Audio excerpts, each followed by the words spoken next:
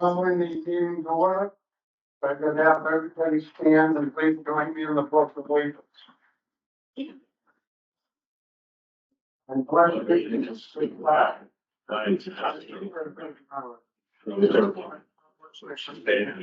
One nation under God, indivisible, with liberty and justice for all.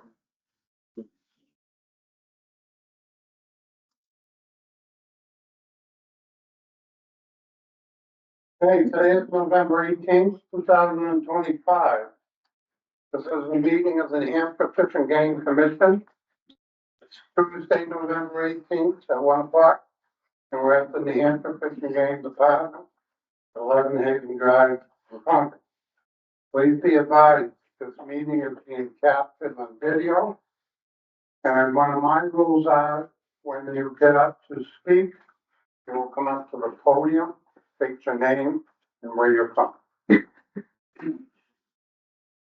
Public's entitled to attend all commission meetings. And when recognized by the chairman, the public may speak on any item on the agenda. The chairman reserves the right to limit public comments to the extent necessary for the orderly conduct of the meeting. We're going to start ahead with the approval of the October 21st, 2025 commission minutes. Do I have a motion? Move to approve. Do I have a second? Second. It's moved by Commissioner Stoll, seconded by Commissioner Brown. All those in favor of the minutes, be advised if you have an okay. One extra sheet that shows that's been included with the minutes to amended. Those in favor say aye. Aye. Opposed? Hearing none, motion passes. Another thing I'd like to do is move ahead with a presentation for the 2024 Volunteer Award of Excellence for Dennis Walsh. Dennis, are you here? Yes, sir, here. Dennis couldn't make it last month. So obviously, he well made it this time. I made it. How are you doing? You're very good. I want everybody to know that Dennis is a retired Army vet, number one. A former Manchester Wildlife Control police officer and a shooting instructor for the New Hampshire 4-H shooting program. Within Fish and Game, Dennis also served for more than 20 years as a volunteer hunter education instructor. He has also been a wildlife steward since the program was first introduced, helping adults and children gain a better understanding of the wildlife around them. As a commission today, we would like to recognize Dennis Walsh for his volunteerism with New Hampshire Fish and Game, and we hope his dedication inspires others to continue this important mission. And this commission, Dennis, thanks you very much for all your time. And I would like at this time to present you with the Volunteer Award of Excellence in your name.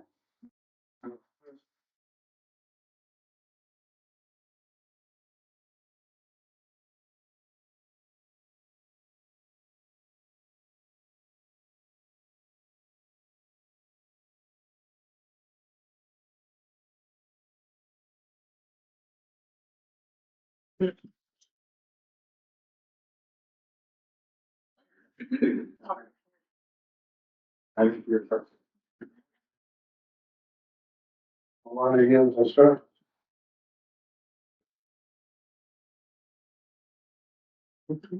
Moving on to the consent agenda. Following items have been grouped together. The notice of consent agenda items to expedite the action on routine matters, which may not require public discussion. Excuse me. Commission members may remove certain items If further public input or discussion is deemed necessary. Anybody want to make a remove an item? Not seeing any. Item 3A. The approval to accept the donation of $5,000 made to the search and rescue account from Paul Visit. Item 3B. Approval to accept the following donations in memory of William Bachelor of Spotswood, New Hampshire. Be utilized by the Wildlife Education Program. From the Cagley family of Spotswood, $150. Ben and Debbie Taggart, West Chesterfield, New Hampshire, for $50.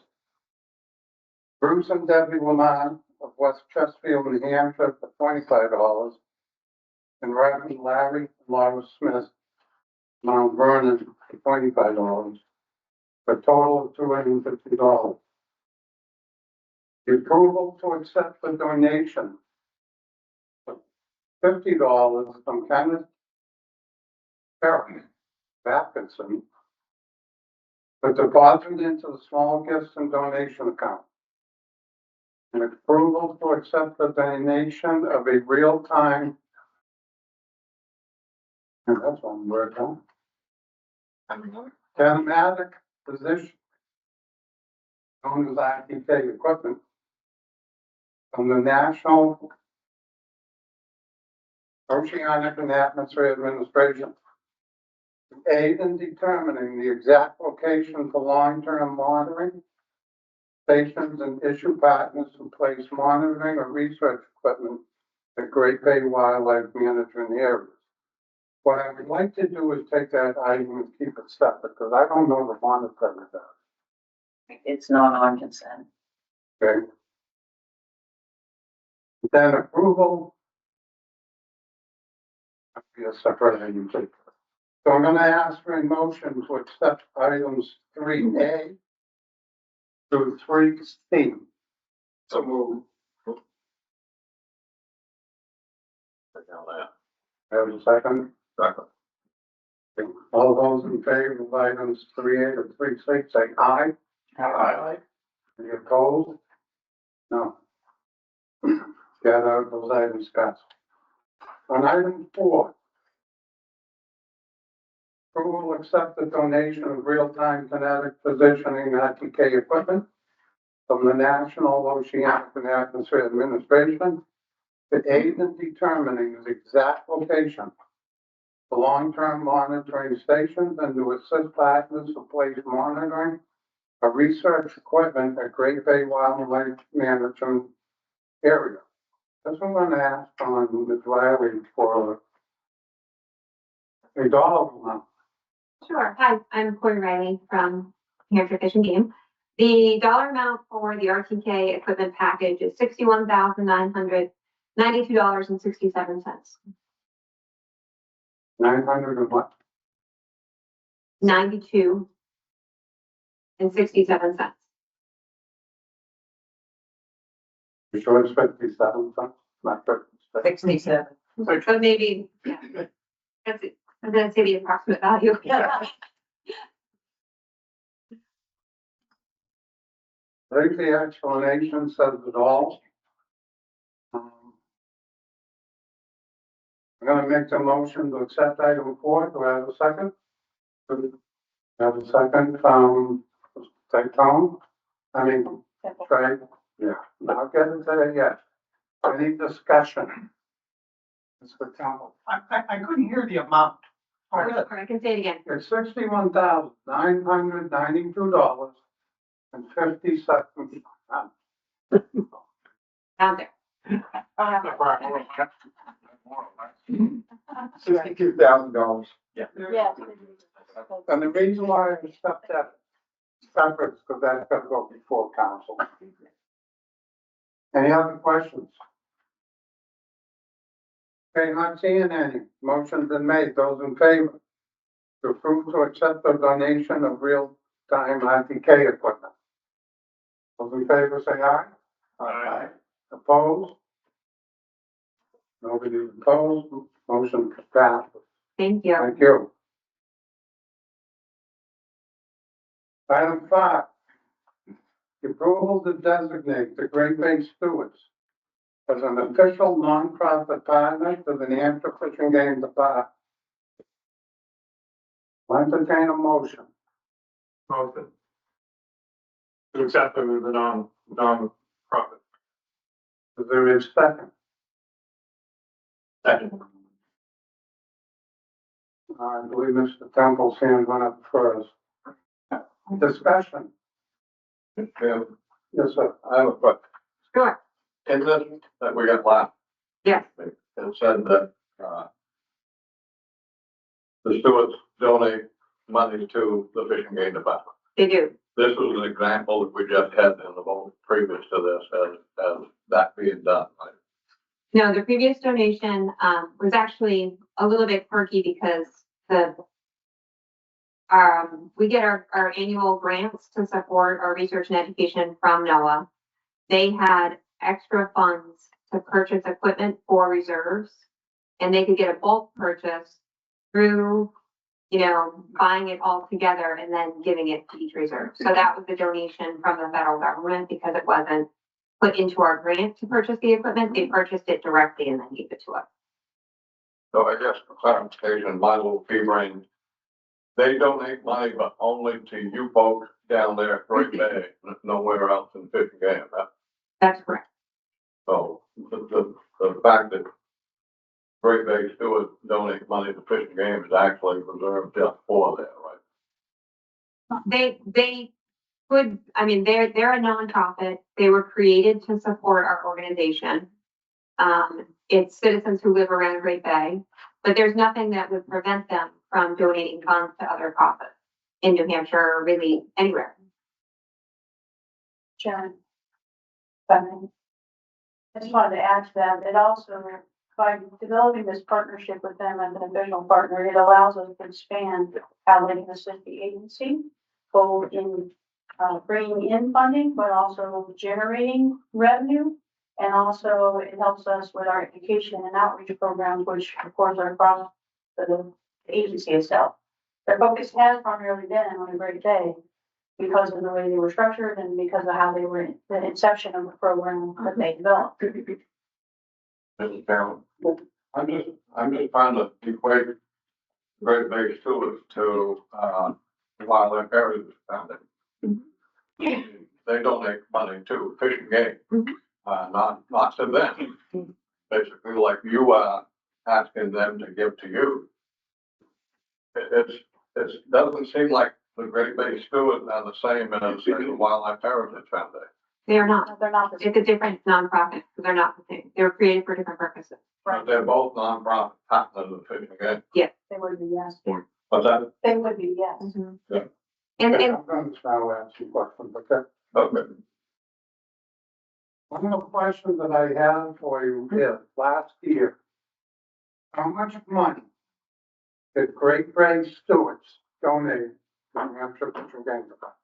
sure, I'm gonna try to do this off the top of my head because there's a couple of moving parts. But basically, every year they donate between 75,000 and 100,000 into our operating budget, which is accepted as a part of like the budget that goes to, the governor as a part of the fishing game budget as like, a different revenue source. So I think last year it was $78,000. I don't know if that's here, but it was around there last year. And then in addition to that, they will raise money for a specific project. So in addition to that, they raised, I believe they have raised a total of like almost $500,000 for our construction, planning and implementation grants. I believe around 375,000 of that has been accepted into the department, maybe 400. So there's still additional funds that could be leveraged this year. So Okay, that's my other unusual for the question big is, capital campaign I put it down now between 75 to 100,000. on an annual For basis. your answer. My other question is, if it was brought in as an official nonprofit, how much money from Fish and Game is gonna go to this partnership? Yeah, that's a great question. So this partnership has actually existed with an MOA with New Hampshire Fish and Game since 1989. So in the previous MOA, which I think was distributed as a part of your packet, you can see that in the preamble, like, it kind of goes through like what the purpose of it is, that they've always been a nonprofit to the department since 1989. And Fish and Game has never spent a dollar on Great Bay Stewards. They use our space for like they can have a meeting of their board in the same room that you all have been in at the Discovery Center. They can use our space for fundraisers. We volunteer our time if we want to help at a fundraiser, but we don't have to. We don't charge our time to that. So we don't pay anybody. They're volunteers, and they have 2 part-time staff that they pay from their operating budget. And like I said in last month's meeting, one of my biggest concerns was, I am very concerned on the amount of the sportsmen and sportswomen's money that comes into Fish and Game, Mm-hmm. going over doing a project that we don't even know how, I'm still trying to get the concept of why all of a sudden now, I know you've been doing this for, not you, but Yeah. you're the messenger, and I'm trying not to shoot the messenger.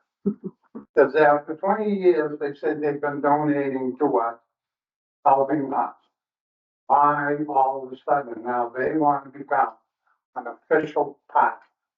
This is what I'm nervous about. Sure, I'm going to defer the answer to that question, Peter. I'm not gonna get into, I'm just very uncomfortable about it because I'm concerned with down the road, the Fish and Game gonna be putting into this sportsman's money. That's what I'm concerned about. Okay. Go ahead. They are not asking to be official partner. I have requested that of them. Primarily to clean up our in-house business operations. There are things that have been done in the past that if they were an official partner, they would be valid in legal process. But because they were not an official partner, we may have crossed the line. So I'm trying to clean up our house. And in doing so, this is actually going to broaden our ability to work with them in the ways that would best benefit the agency. So this is a request of me. I have asked them to become an official partner. I have sought this so that we can do more with them and then engage in a legal manner going forward. Okay, well, that one I'm really uncomfortable with now. Can I actually offer a response as well? Just, I would encourage you to read this first page of the MOA that was distributed because this has been approved by all of you. Yeah. Every time that it's been, ratified since 1989, right? So the last time was in 2020, and it says right in it, they are a nonprofit partner to the New Hampshire Fish and Game Department. So they've been this for a long time. I think that this is a request to come to you in advance of making modifications to this MOA so that we can work together on it as it's revised. Because otherwise it would just sort of come from the stewards and come to you in front of you. And it gives us like an opportunity, as the director said, to work together on making sure that the next version of the MOA and the next version of the partnership is really kind of in service to what we all feel is important. And you can read in there that there's no obligation for Fish and Game to do anything for the stewards at all. Right, and I had requested a memorandum on that. I did receive that one back in 1920 under Director Normanville. I believe that was the one that came. Yeah, that was the last time. Normanville. Mhm. But it's been working. I don't understand. Now I'm getting a little more point, but it's the director that wants them to come in as a,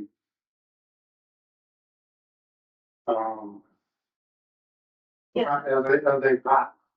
I'm uncomfortable with that. I'm asking them to, Commissioner or Chairman, I'm asking them to become an official partner because every time we renew this MOU, you approve it. But there's no approval that has ever occurred to say that they're an official partner. even though it states the MOU that they're a partner of our agency as a nonprofit partner. So I'm asking to have that clarity, that formality in place that says, yes, they are an official partner, nonprofit partner of this agency. And every time we do the MOU, you will see it, but it's already approved through this commission that they are operating that way. And by having that, it further secures our ability to work with them on different grants and the way money can come into this agency. At a time when we're really concerned about the sustainability of this agency, I'm looking at every way we can clean up our house and we can ensure the long-term sustainability here. And this is one mechanism that I see is of importance to us. Now, like you said, the only thing I'm very concerned about is, I understand that you say in the last 20 years, they've come before this commission, and the commission has approved things for them. I just don't get where we have to vote to say they're an official nonprofit. Yeah, I think I can, the director, please, let me know if I'm misspeaking, You're but fine. my understanding was that, like the most legal way to do this, in talking to AG was first, you accept them as an official nonprofit. And then later, or tomorrow, or next month, you approve an MOA with that nonprofit. That first step has never been done before, just an independent vote that yes, they can be an official nonprofit to the department. So that's what we're coming to do today is just clean that process up by saying, yes, they can be a nonprofit partner. And then we would have sort of the authority to go ahead and start drafting an MOA. Is that sort of a correct That's interpretation? exactly Because that what it is. yeah. That's exactly what it is. Makes me wonder who's gonna be the next nonprofit. I want to give the other commissioners a chance, but Mr. Chairman, can I ask one I'll question? be against that. Commissioner from Merrimack County. Go ahead. Are you still on the board of Wildlife Heritage? I'm the commission's designee. Yeah. Not a board member in the voting sense, but To me, this sounds like a very convoluted, whatever, way of coming into it. And Heritage Foundation seems so clean and smooth. Am I seeing something totally different here or what? so I went and looked at the statute because I wanted to understand the way the statute created our relationship with the Heritage Wildlife Foundation. Right. And my reading of it is that we have the latitude to name official nonprofit partners. It's not clear when a more informal relationship goes from an organization making a donation to us for a particular purpose to an official nonprofit partner, unless there's a designation, Yeah. which the statute contemplates. So what I hear here, and I think Corey, the way you just explained it, was the way I was thinking about it, was that we have formalized a relationship with them over the years, but we never took the official step Yeah. of naming them a nonprofit. So if we had never had an MOU with them, and they just periodically made donations to the Discovery Center, to a program we were doing, then this may not be necessary. But because we have this MOU, it's been in existence for many, many years, but we never took that step. I'm assuming, tell me if I'm wrong, but that's your concern, is Yes. that statute says you do this, we never did it, but we Yes. have this more formal relationship with them, which we think benefits us, Absolutely. and we want to continue it. So I'm comfortable with the way this has been presented. I think it makes sense to me after reading the statute. Commissioner McConnell, I'm comfortable with it as well. I think especially because it is incorporated into our operating budget. It's formalizing that relationship with them beyond the MOA and also giving us the ability to control the relationship through the MOA that I would assume is due. It's probably a 5-year MOA that needs to be rewritten. It gives us the ability to control that relationship. where is it in our budget? In the operating budget for the Discovery Center. Is that correct? Sorry. Yeah, so my accounting unit has different revenue sources. This is a revenue source that's listed in the budget. Does it come under a separate line item? The revenue does. In other words, further down the road, can this commission say, we want to see the revenues on this, on this? You can see it now. Yeah, I mean, it's in the MOA now that like everything is open for fishing game and, you know, the revenue is just put together with other revenue and spent just like our federal revenue and other sources. Does anybody else have any questions? Commissioner Caper? Yeah, another voice would probably just the same question, Mhm. okay? But in an effort to maybe illustrate some of the things to begin with, everybody's concerned about not just formalizing this relationship, if you will, but also about monies, revenue. Mhm. Yeah. So, Great Bay Stewards, as a partner group, helps provide monies to the programs and what goes on at Great Bay, correct? Correct. Now, here's the next question for me, is that because of the generosity and all that goes with that in providing monies, okay, to continue programs, but to expand programs, if programs are expanded upon, and it seems like everything is always looking to grow itself, okay? Staff needs. Who ultimately, if all of this is very successful and the programs get even larger, who pays for the staff to allow the programs to continue to expand, to grow, and, you know, to basically have the help to provide it? Who pays for the staff? Yeah, just a reminder on how our organization is funded is, right now, all of our staff are funded at least 70% by the National Oceanic and Atmospheric Administration every year through an annual operating cost. Then we take the $100,000 from the Great Bay Stewards, and that actually helps fund one person as well. And our programs have been growing gangbusters in the last 15 years. And I have not had a full-time person, like, ever, that has come out of fishing game funds. Like, I raise my own money, I take it in through GNC requests, I put it in as a part-time temporary position if I have a grant for a couple of years. I hustle hard, and I never ask for more fishing game funds. So, Quickly, please. just to be clear. Yeah.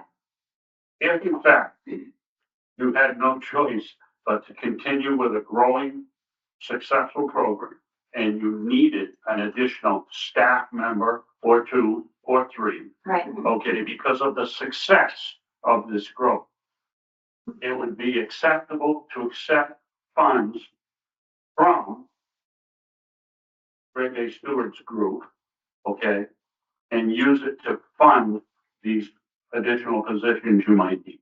That's acceptable. Mm-hmm. Yes. Yep. It would be acceptable. Okay, I'm sorry, one more. Mm-hmm. And I want to be sure I heard this clearly, but regardless of how, if this vote goes forward today, there is still the MOU, Mm-hmm. okay, Yeah. which will be revisited. And if at any point in time between now and the next time it's revisited, Yeah. if somehow the relationship went sideways and the commission didn't approve of it fully, there could be, there could be a correction. Absolutely. That's already in sort of the MOA Okay. stuff, right? Like at any time, if it's not working out. Yeah. It's not working out. I just wanted to hear that said. Yep. okay, it's been any commissioner or director that has not spoken yet. I'll call the question. Motion is to approve. To designate the Great Bay Stewards as an official nonprofit partner. The New Hampshire Fishing Game Department. Do I have a second? Second. Seconded by Trey Hans. All those in favor say aye. Aye. Opposed? No. Raise your hand if you're opposed, please. Good. You're opposed. Yep. Thank you. I'm also opposed. Thank you. To the felt numbers anyway. Motion passed. Thank you. And I thank you for 2 months of coming in here. Oh, sure. Yeah. What you've done. Thanks a lot. Approval of going forward with the rulemaking process. FIS 301031 DSA, the WMU and L&M. FIS 301006 their agencies. Want to remind everybody here, this is just a vote on going forward with the process, not the debate. My question? Yes, Dan Bertrand, Chief of the Wildlife Division. You are correct, Chairman Green. You'll remember I presented on these at last month's meeting as an information item. They're pretty straightforward rules. Really the only change for the L&M is that the L permits are gonna go to a first come, first served basis because we haven't had the demand to issue all of those in the past, since the permit allocation has increased over the years. So they'll be issued the same way Unit M permits have been issued for quite some time. The other is bear registration fees. So there was a statute change last year that allowed the department to let bear registration stations charge a fee similar to deer registration stations. So we're just bringing the rules up to compliance with the statute. Those are the only changes. Okay, so I want to make it clear, this is the approval of going forward with the process, not debating every rule on it. Do I have a motion to go forward with the rulemaking process?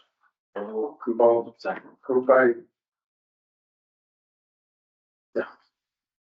Commissioner Stoll, seconded by Budge. All those in favor of going ahead with the process, say aye. Aye. Saying any, Thank you very much. good luck, Dan, with moving forward. Thank you. Informational items, financial statement, Commissioner of Budget, Kathy Labonte. Does anybody have any questions for Kathy before they could get up and run up there? I was waiting for. No questions? Oh, thank you. I know we have the statement in our packets, but the overview of the revised New Hampshire Wildlife Action Plan and recognition of those involved in its development, Mark Marsham, as an informational item. We'll pull that up. And that's for you. That's the number. Perfect. Thank you.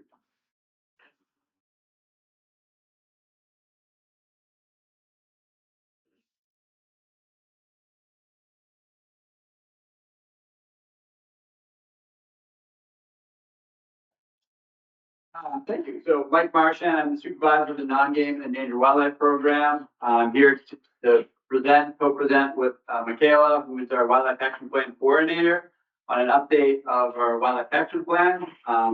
So I've come to you several times in the past couple of years of our revision process, most recently in May, where I presented a more detailed summary of where we were at that time. Today, we're here to provide an update, and the very short update before we provide a summary is that we have completed our wildlife action plan. We've submitted it to the Fish and Wildlife Service on September 30th, beating the deadline. We're happy to present. We were one of only 6 states in the Northeast to make the deadline, so we're pretty proud of that, considering we have a smaller staff than most of the other Northeast states.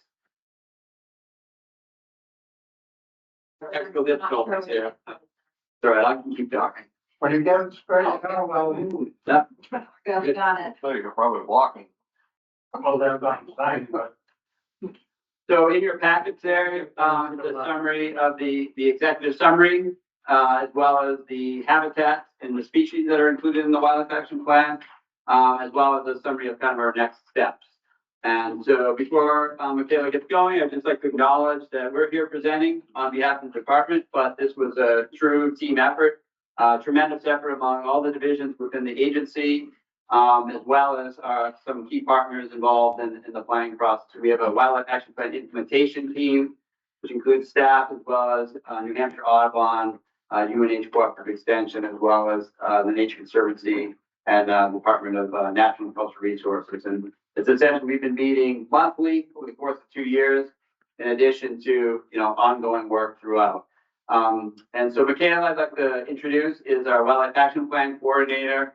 She's done a tremendous job at overseeing this tremendous project. She was only in a part-time role because that's what we could hire to fill her position.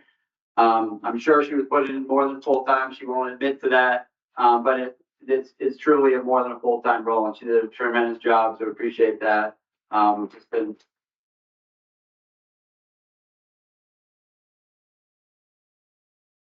up to her to give you a brief summary of the plan. I'll jump back in towards the end. So again, I'm Michaela, Wildlife Action Plan Coordinator with the non-game program. So I'm basically going to give you a brief overview of what's in the plan and the history of the Wildlife Action Plan in New Hampshire. So the 2025 revision is our third iteration of the plan. So the first plan was done in 2005. We had our first revision in 2015, which is what we've been working from essentially from the past 10 years. And now we are on our third version of it.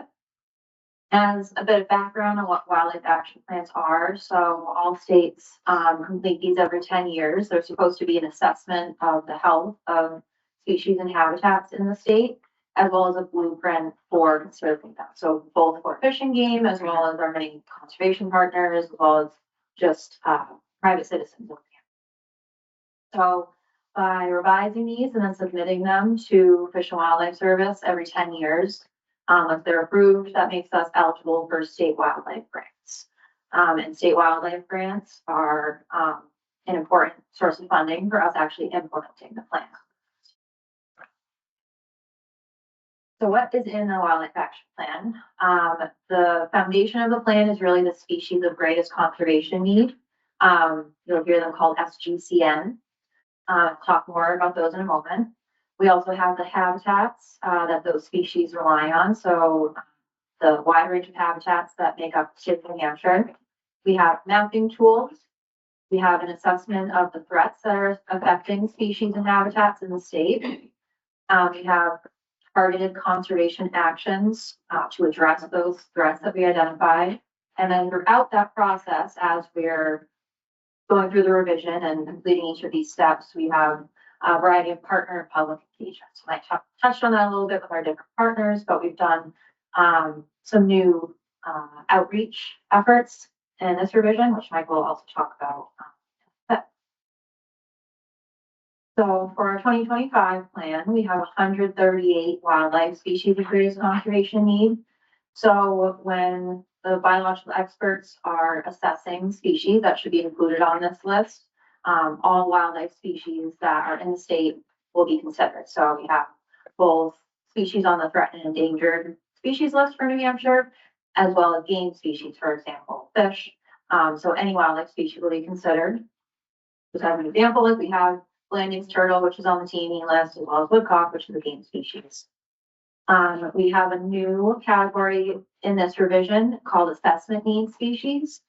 And those are essentially species that we don't have enough information on them. We don't know specifically what the threats are that they're facing and what the needed conservation actions are.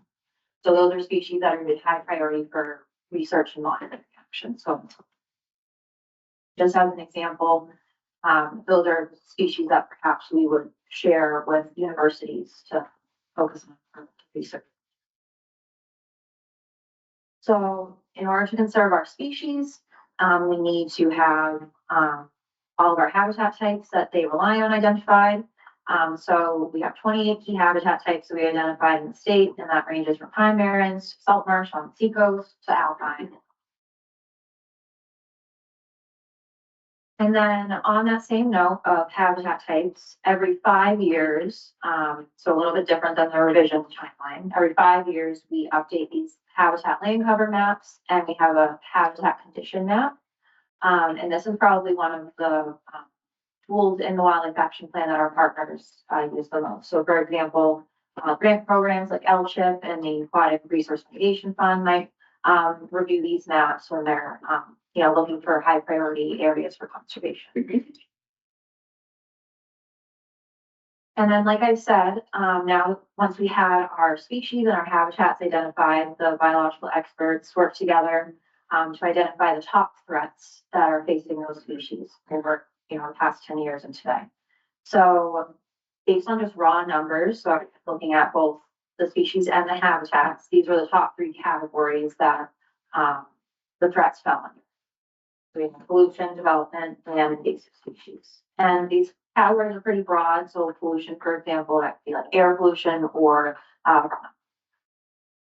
and we use the same threat categories as all the Northeast states so that we could combine our wildlife action plans at the end of the session. Thank you. So I presented on this a little bit in May, so I'm going to keep it very brief, but obviously outreach and partner stakeholder involvement was critical for the development. 2 of our major pieces of that were we conducted a survey. I think many of you hopefully participated in that survey. We had over 1,200 folks that participated, as well as we had 7 targeted focus groups where we had participants come in and meet about a specific topic. So those formed really the primary basis for input, but we also had several public inputs, public comment period through the revision and different phases along the way. Just one slide from the survey that I thought was interesting.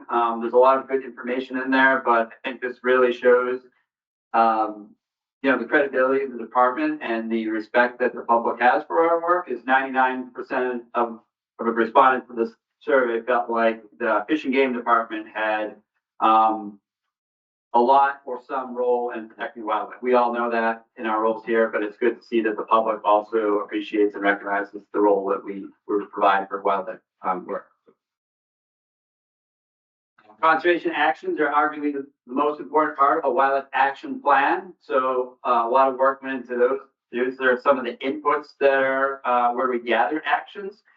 So one of the first things we looked at was this Fish and Game Strategic Plan, which has a strategy specifically looking at the Wildlife Action Plan. We used that, we crosswalked that to our plan. We looked at other state plans like the Big Game Plan and tried to find some synergies between those plans. We used the input from the public, the surveys, the focus groups, the public comments. We looked at the 2015 actions as a good starting point, as well as there were some regional actions that the different states put together and provided to consider. So put all that together, and we ended up grouping our actions this time a little bit differently than the past. So we have 6 categories that are listed here on the screen. Our goal was to simplify our actions chapter. Last time it was had a lot of great information, but it was a little bit robust and hard to wade through. So our goal here was for the public and our partners to really dive in and see where they can engage and participate in our the implementation of the plan. So we hope we achieve that. I think it's a much more streamlined plan that really focuses on some of the more important actions. So we're excited about that. We did do a little mini performance evaluation of the last 10 years of the plan. I think we had around 700 or 800 actions that were identified in the previous plan. We implemented or completed about 75% of those actions during that 10-year period. So we're pretty happy about that. And then looking even closer, we had prioritized all the actions in the plan. And within those prioritized actions, we initiated or completed 91% of the actions. So it shows that our actions, our work is really aligned with the highest priority work identified in the plan. So that was positive. Conservation obviously is critical for a whole bunch of host species and habitats. So that's one of the factors.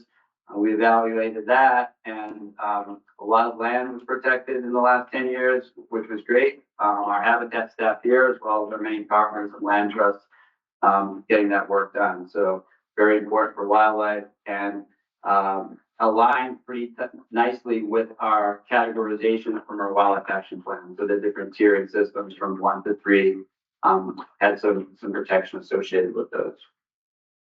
And moving forward, so the plan is completed and submitted to the Fish and Wildlife Service. We're actively working with the Public Affairs Division to finalize the content for posting on the website. We're hoping to do that upcoming in December. Following that, we'll communicate the completion through our standard means, press releases, social media. We have an article coming out in Wildlife Journal, our newsletter, and non-game wildlife, et cetera. It is still pending review, so it's been submitted to the Fish and Wildlife Service. We anticipate it could take up to 6 months to get a final decision on that. However, we're planning on proceeding with our current plan, pending review. We know that partners are actively engaged in asking for the information. They know it's been completed. We want to capitalize on that energy and effort to move forward with it. We don't anticipate any negative interaction or comments from the Fish and Wildlife Service based on our last 2 plans. So we think it's important to move on, and that's the guidance we've received from the Fish and Wildlife Service.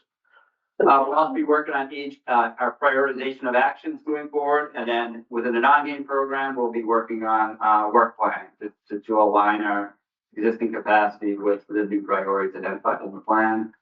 And then we'll be identifying targeted outreach for implementation. That's it. These are some of the participants in our Wildlife Action Plan team. Of course, as Michaela mentioned, there's a lot of other people that participate in our various groups, and so appreciate all the support and help we've had along the way. That's it. So thank you. If you have any questions, be happy to answer. Is there any questions, Mr. Trahan? The slide that you had that had 3 major concerns of, and I know one of them was construction and building, the other 2. Have you can you provide any further information about like the infestation of the plant lice that are invasive at this point? You have an account of what they are? Yeah, so basically how that was created is that every species that is in our Wildlife Action Plan and every habitat is in the Wildlife Action Plan had a kind of a detailed threats assessment. So each one of those had a evaluation of what are the concerns for those given species. And it might have been development for one, or it might have been something else for another.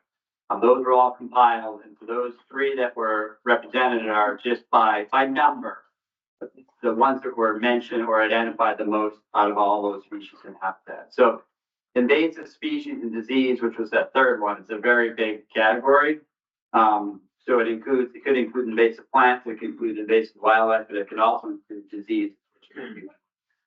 So those individual species and habitat profiles do identify what the concern is for those given species. So we do approve them. So we could compile that list. Further question? Follow up, yes, sir. So do you then provide like an action plan to how you're going to correct these issues or try to correct the issues that you correct?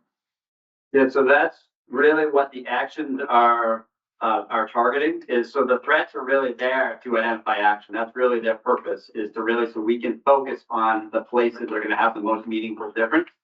And so we actually rank threats, and so our actions are really targeting those threats that are having most significant impact on the species and habitat. So that's really what this is it's essentially, it is that action plan, and then it breaks down the whole kind of core. You'll see when it's kind of released of the chapters of the plan is under 100 pages. It's digestible. It's not that large, but then as you get into all the appendices, it gets really large really fast because each species has their own little mini plan. So the Blandings Trail has its own plan about the threats and its actions. So if you don't care about Blandings Trails, you don't need to look at it. If you want to look at Blandings Trails, go right there. If you're interested in woodcock, go right to the woodcock plan. So yes, that's what it's intended to do. So appreciate it. Yeah. Thank you very much. Any other questions? Just one, the Fish and Wildlife review and approval, does that, would it take up to 6 months? Does that present any issues, do you think, with funding or any grants that are out there? Or is that not really an issue? It shouldn't. We've been advised that to proceed. I mean, our primary source of funds, state wildlife grants. And so if for some reason we did not receive approval, we would need to rectify whatever that would be. But I don't anticipate that occurring. And if it did, I think it would be a simple thing to fix. The criteria, that's one.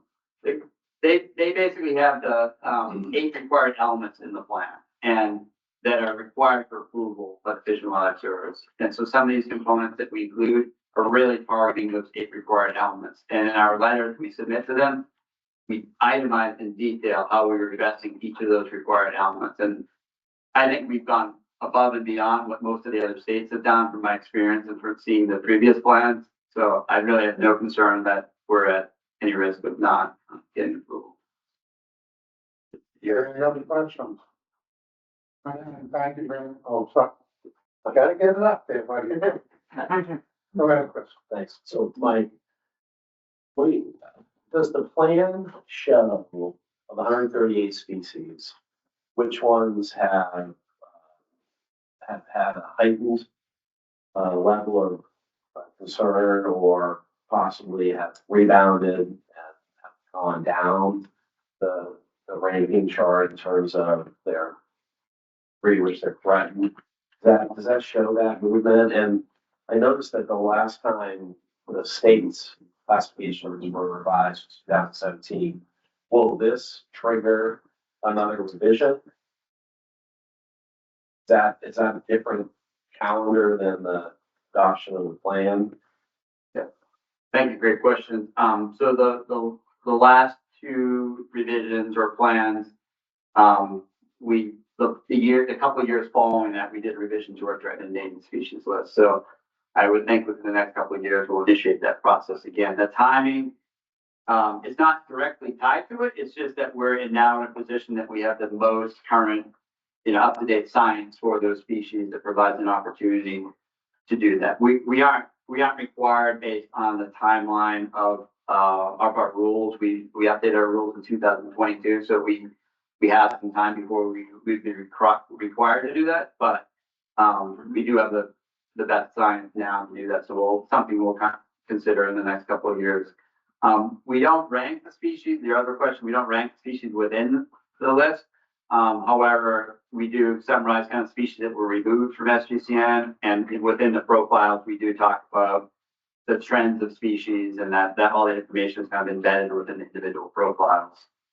And then the actions kind of prioritize what needs to happen for those given species. Thank you. Thank you. Thank you. Any other questions? Not saying anything, thank you. Right.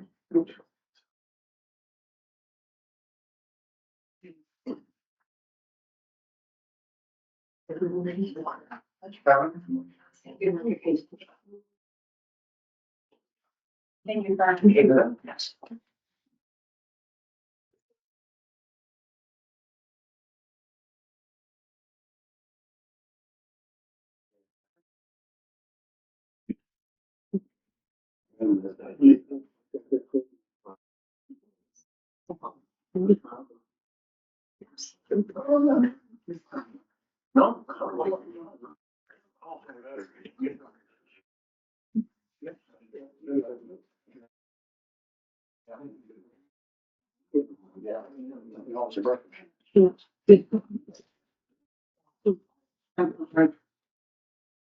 No. One more. Oh. I was done. Okay, an environmental rule review update. Right, thank you. Good afternoon, commissioners. I'm Kevin Sullivan. I supervise the environmental review program. And I was asked to give a brief update on where it's at now, where it's been in the past couple of years, where it's going in a month. So for those of you that don't know, a short update on environmental review. Michigan Department's reviewed projects in some form or fashion for a long time. The specifics about what projects we reviewed or what type of measurement we gave has changed over time. Really, before 2017, it was done through an MOA with DES. And the big change came after that. So 2017, AOT permit was challenged. The Supreme Court upheld it, reversed it. And what they decided from that was beginning in 2020, Fish and Game would begin reviewing all projects. For here then, you probably remember Fish and Game was not set up for that. They didn't have the staff for that. And there were no rules in place on how they were going to do There were some hiccups at the beginning, that it took a few years to get the needed rules in place, but beginning in February of 2022, the rules were put in place, FIS 1002 to 1005. Those established the process we would take, and those are still what we're using today. So, the program today is one supervisor, and 4 reviewers that have up until this point been audit. As said before, we operate under the FIS rule.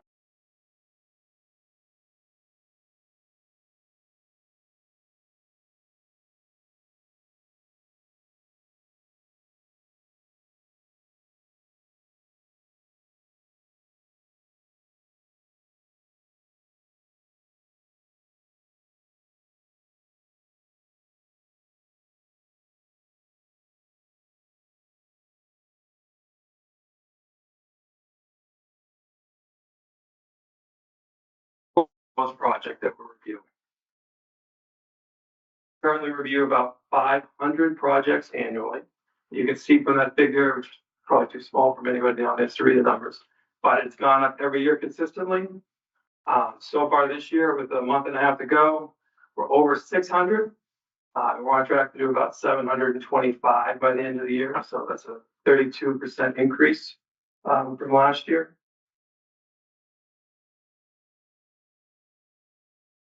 So I want to talk about some of the things we've done. So I've only been here since February of last year. It's hard for me to speak about much before that, but I can tell you that the program has first set up a way to keep on track. We've set up an online tracking system through a program called Smartsheet. So it's a good system that reviewers can use remotely, reviewers can use collaboratively, reviewers at other agencies can look at. So it allows us for good collaboration between agencies and within the department. The next thing we did was we looked at our review times. Historically, many of you probably know, we had extended delays in reviews, which is a considerable concern for applicants. We worked on it hard, and our team, over the past 2 years, has dramatically reduced the review time. So I'm going to point out some numbers.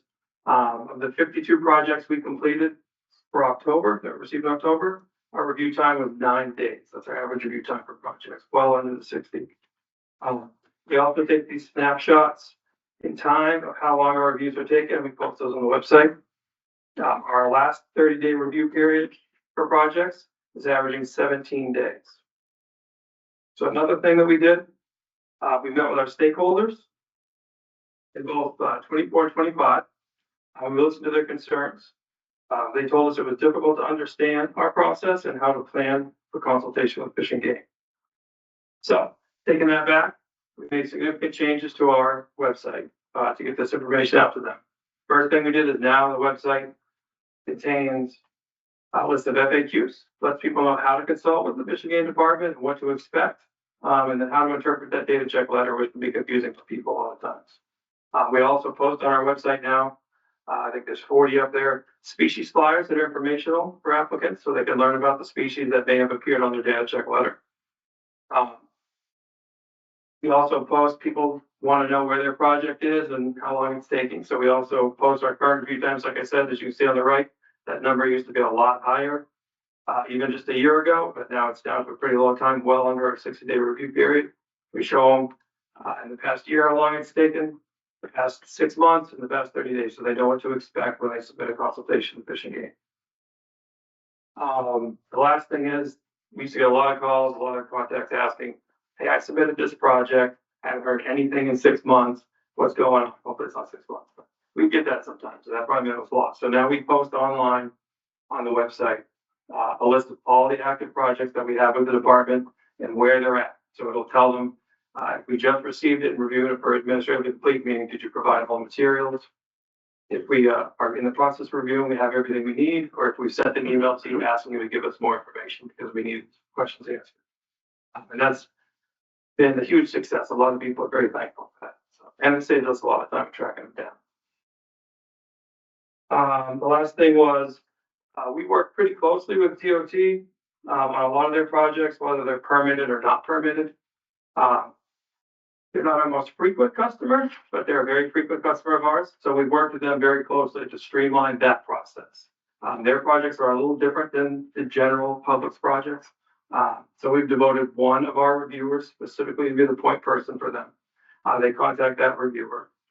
And we've also worked out another streamlined review process, which essentially is a checklist. So we give them the measures that we would use on projects, which fits 90% of the project. They provide us this checklist of the measures that they propose to use. And then we review that and say, if we're good with that, if we want to add a few or say you don't need to do all those. But that really saves us time because they're going to tell us the measures they're going to use. And it puts them in the format that they've expressed to us that they need for their projects and language that's required for their subcontractors that they do.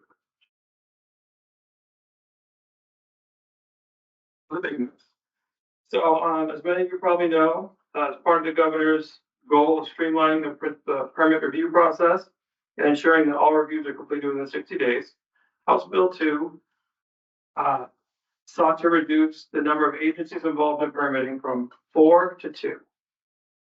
The change moved the authority of plant reviews from Natural Heritage Bureau and DNCR to DES, and it did that on July 1st. And along with that went their 2 reviewers that NHB had.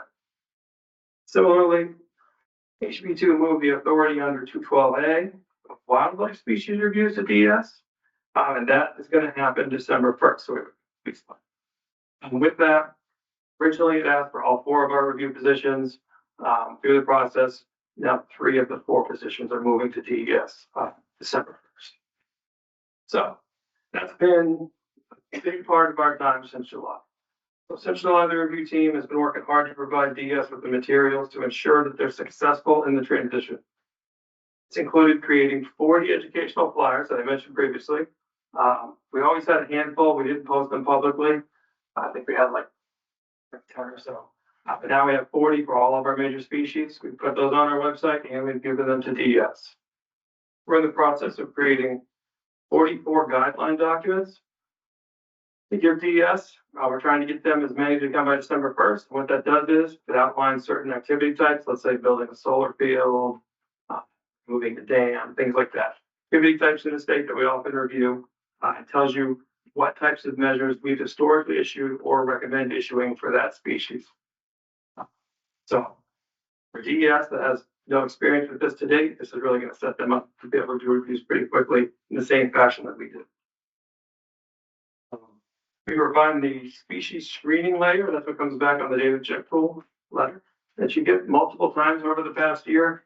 And that's done. So we've been really tightening up the window, making sure no species that are too far away are included on the letter. Making sure that it's only T&E species and not some special concern species, which would appear previously in the past for information. And that's to help them make sure that they don't have to do any more reviews than they would need to. Because in the past, we have reviewed projects prior to the letters going out to do that. But since we're not going to be doing that anymore, we're just tightening up that layer to make sure they get the best product at the end. We've been meeting with DES staff frequently. We've been doing this, we've always been with DES staff on this, but we've been doing this since the beginning of the year much more frequently. And at this point, we're meeting with them at least bi-weekly. So that's just to let them know what we're doing, plan for the process. It got more intense after July 1st to make sure everybody's on the same page. And that, both agencies, all 3 agencies up there. We've already shared the Smartsheet tool with them, so they have access to it. They're using it. They're looking at the projects we have, and we even, within the past couple of days, DES reviewers have assigned themselves to some of the projects. So even though it's not December 1st yet, they're already moving right into the program. And the last thing we're doing, which probably is the most beneficial for them right now, is on a daily basis, DES reviewers are screening Fish and Game reviewers. So they are, I think it's mostly through Teams remotely, but they're watching reviewers and working through projects with our reviewers so they can learn the approach that we take on a project, what materials we need, and then what did I say? But the big goal for us now, we've done that. That's taken up a lot of our time. We've got 2 weeks left here at Fish and Game, and our big goal is to take as many of the existing projects that we have, get them done, completed. So then on December 1st, we have the least amount of projects possible that we can pass on to the year. So With all that, what happens after December first? Well, DES has recruited, not me personally, but my position over at DES. And so that person isn't gonna start, until early January. So there's gonna be a short window, between now and January. When they're bringing rely even more heavily on this, but they'll have that person in place. Additionally, they're gonna have 3 wildlife reviewer positions total. They're recruiting now for 2 of those because 2 of our positions are not gonna be, well, one, the person left a couple months ago, but, so they're gonna fill those 2 positions hopefully in December, so we can work with them to get them up to speed. And then they'll be ready to go by the time the supervisor starts. However, fishing game isn't going anywhere, so we anticipate regular coordination with DES for at least the first few months as they continue to learn the process. But the long-term solution is planned for the quick and easy projects that DES will do all of those projects in-house without any assistance from fishing game. Well, except all the documents that we gave them to set them up. So we're trying to get them there so they can do these projects without. However, the more complex projects, maybe with a lot of species involved, or it's a huge, large subdivision over many years. Those projects are probably still gonna reach out to Fish and Game.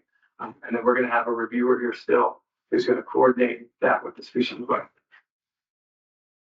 So those projects where they do reach out to us and coordinate, that's all gonna be done under an MOU.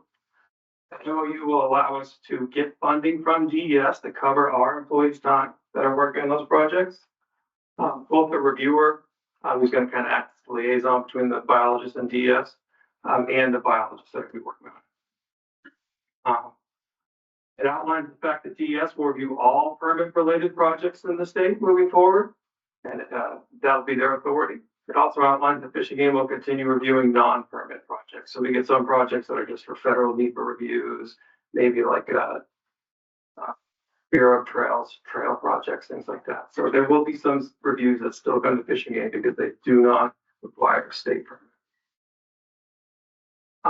Then we also outlines recurring meetings between Fish and Game and DES and DNCR. They're going to be at least annually for one large learning event, and then monthly after that. So I think it might start out possibly every week, every couple of weeks, but then we'll go to monthly. The big thing we have ahead of us, though, as soon as the transition takes place, is there's always been, not always, but since the program started, there's been a mitigation fund that allows us to take in mitigation money to use on projects for T&E species. However, there was never set up the rules that outline when mitigation is required. So that's been a decision that reviewers have had to make in working with other members of the non-game program, and just to figure out if mitigation is required, then we do that. And that's sometimes a hard thing to sell to applicants. So why does money for mitigation? There's that's so. The other thing is it never established the calculation method for that mitigation. So whereas like DES has an ARM program that has a clearly defined calculation, they can use a calculator to determine what mitigation they're going to make. We don't have anything like that. So these rules will work to set both of those up. When it's required to put mitigation on a project and how you calculate the amount that's required. So those rules are starting in the immediate future. I think the first listening session is December 12th. Well, it's in December. I think it's December 12th. So that's the first one we'll hear from the public, how they think we should set those rules up. And then moving forward through at least the first half of next year, we'll try to set those rules. That's it. Answer any questions? Anybody? Go ahead. You probably have 2 questions. Yeah. Can you go back to, I'm going to come back to this one. Keep going. Wait a minute. Go back to the next one that's after that.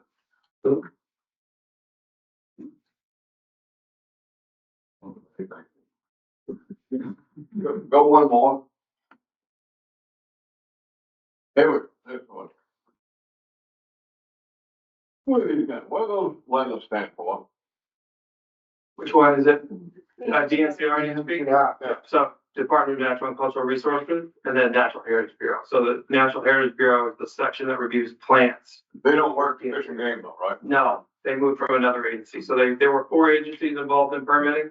The governor's HB2 with, her initiative to speed up permitting, took 2 of those agencies out of permitting. So it left, I think it left DES and DOT in, and it took Fish and Game and DNCR. One more. That was probably the last slide that. No, that was it. Here. Provides funding from DES for Fish and Game reviewer and biologist time. How many reviewers will we have in this department when this goes into effect? One. So we'll have one It'll be that guy, or gal. Gal currently, but yeah, guy or Is gal. that you? No. Oh. The biologist time. What does this mean? I mean, if our reviewer goes and checks out a project, they're gonna pay Fish and Game back for their time for that, as well as the biologist. Yeah. Are we gonna have to hire a biologist or reviewer to do this? Well, no. Interesting. DS might have to hire biologists, and essentially they are, because we have, some of the most educated people, let's say it's a Blandings turtle, right? We have probably some of the most educated people in the state about Blandings turtles. And so historically, if I got a project in about a Blandings turtle, and it was complicated and I had questions, I would go over it with that biologist. And they would say, oh yeah, I know a lot about this area, I have a lot of concerns for this, here's what we need to do, we need to put this in there. That's still gonna happen, right?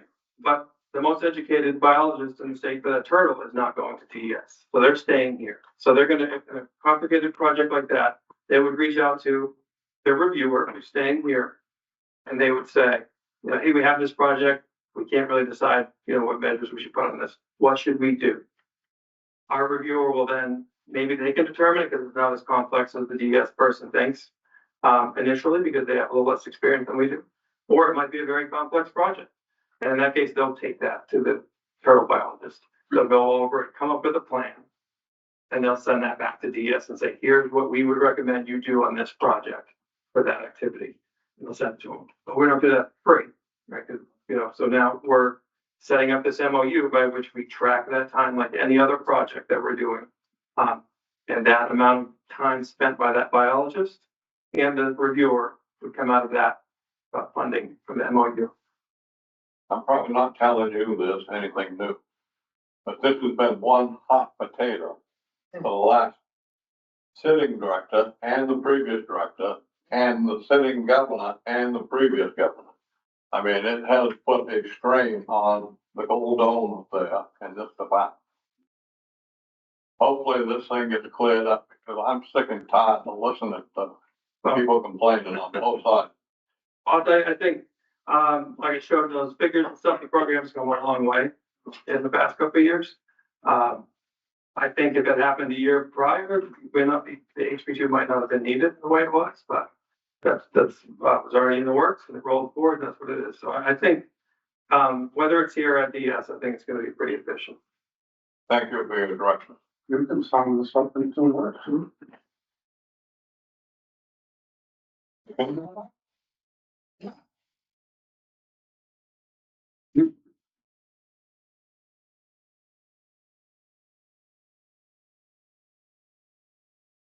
You know, 3 years of work, done in 2 words.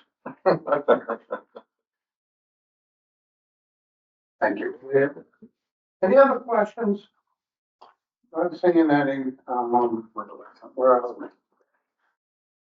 Does everybody need right?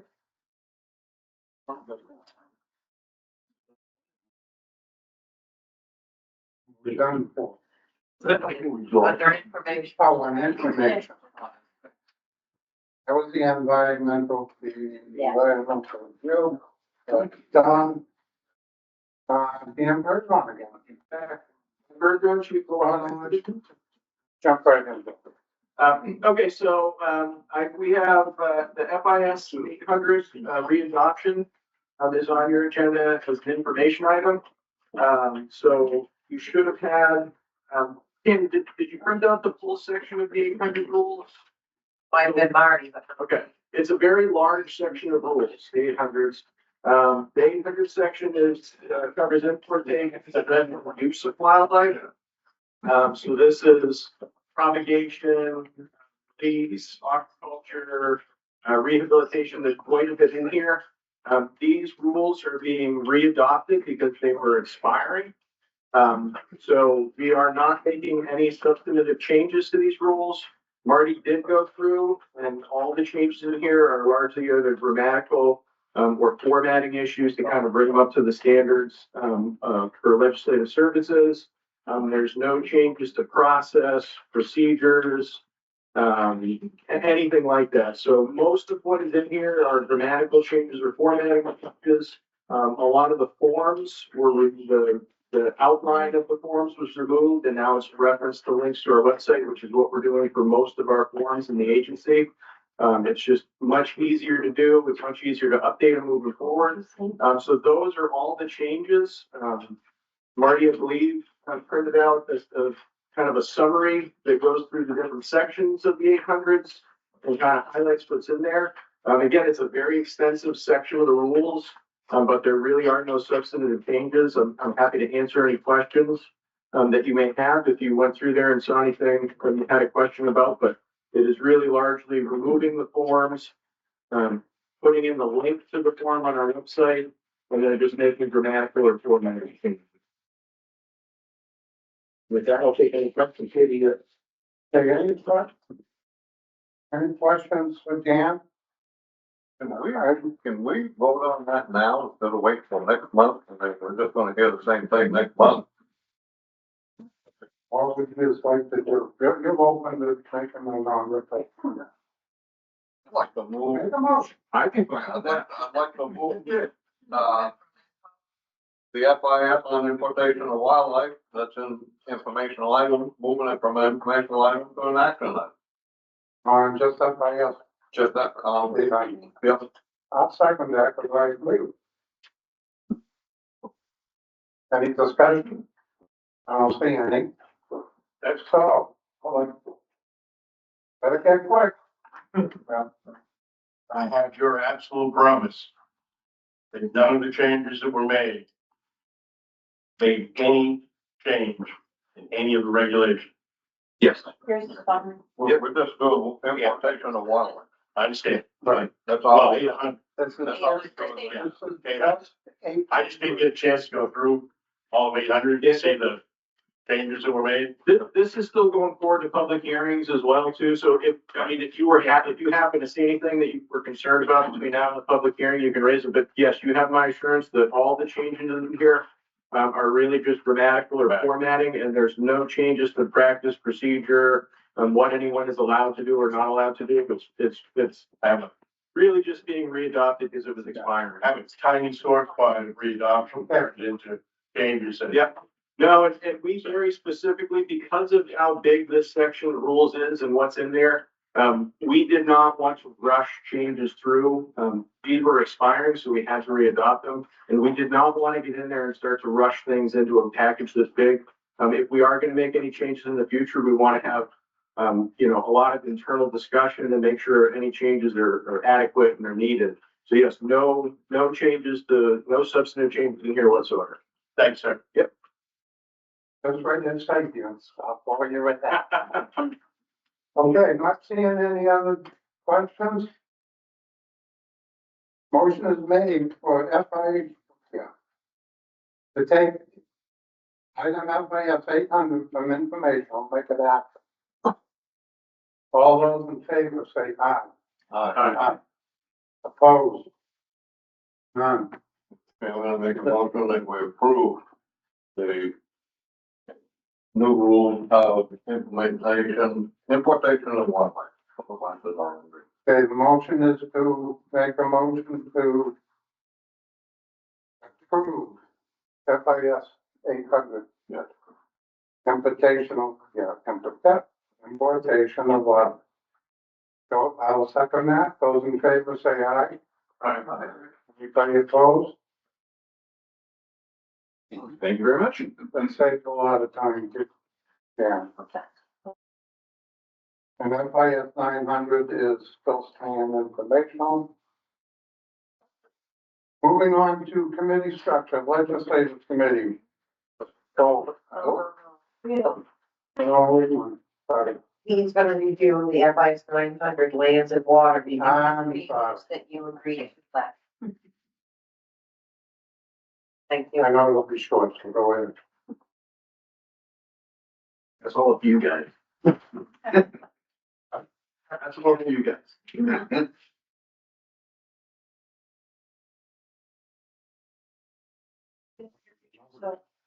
Jim Ayler, Wildlife Habitat Program Supervisor.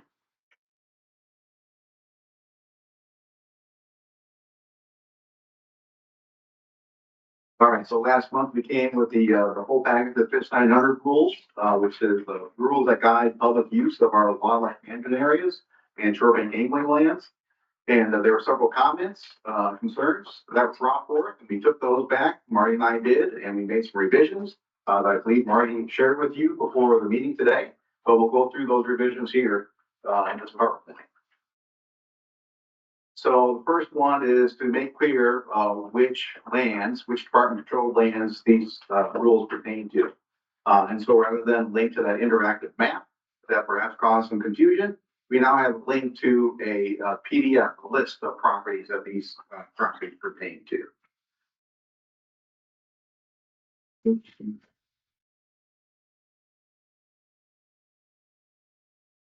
Oh, that's okay.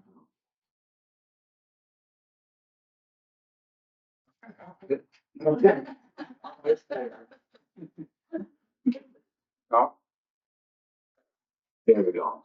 So when I clicked on that link, it automatically popped up this list. And so the list of Department controlled land subject to the FIS 900 rules. And so it's all the wildlife management areas and the shorebank angling lands.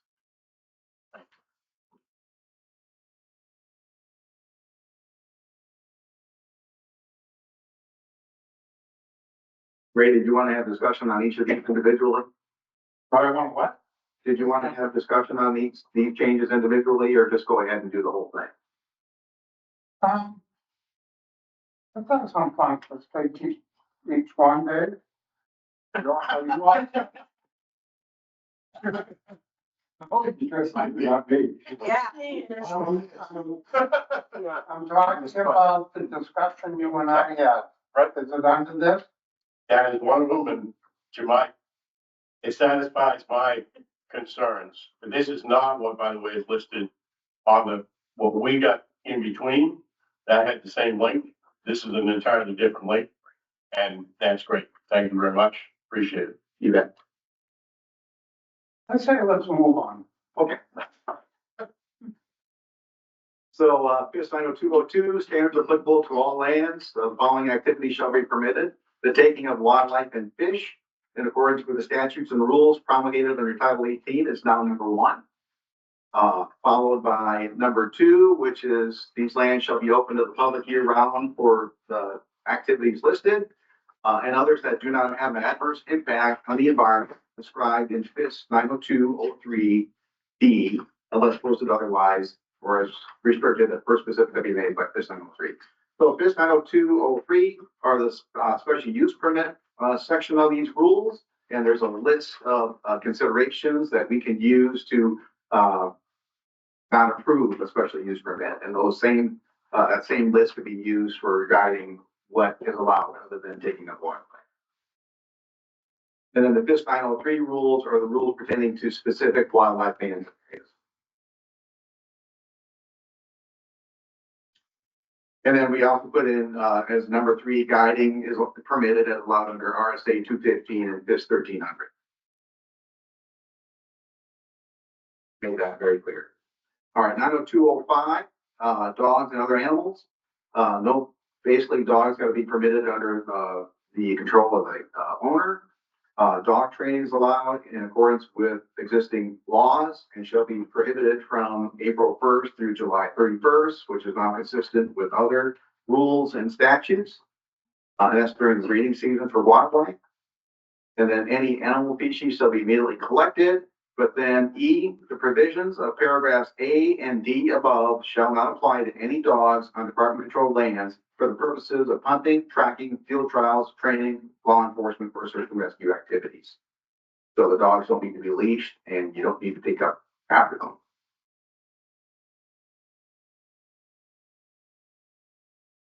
And then the Albrook Hunter Education Center, the references to camping and campfires being allowed under certain circumstances remain deleted. And that would be guided under the standards applicable to all department controlled lands, which currently prohibits those activities. And we did that again because of some of the liability concerns that the land managers had, with those activities occurring on that front. Other than that, there are no further edits, so we would readopt or adopt as presented the remaining sections of those FIS 900 rules. Special use permits, permit for walking disabilities, agricultural leases, which is new, rules applicable to particular WMAs, the memorial policy, and the rules for Glen Cove and Great Bay Discovery Center. That's it. Any questions? Fine. Thank you. Yeah, fine. Yes, no, what does that, Yes, okay, go ahead, please. it's not a question. In order not to take up any more of the time than was taken up last month, I just feel fairly adamantly that the, restriction of activity, restricted by the requirement of permits. For instance, going from 15 to 10, including other activities, I'm gonna say geocaching.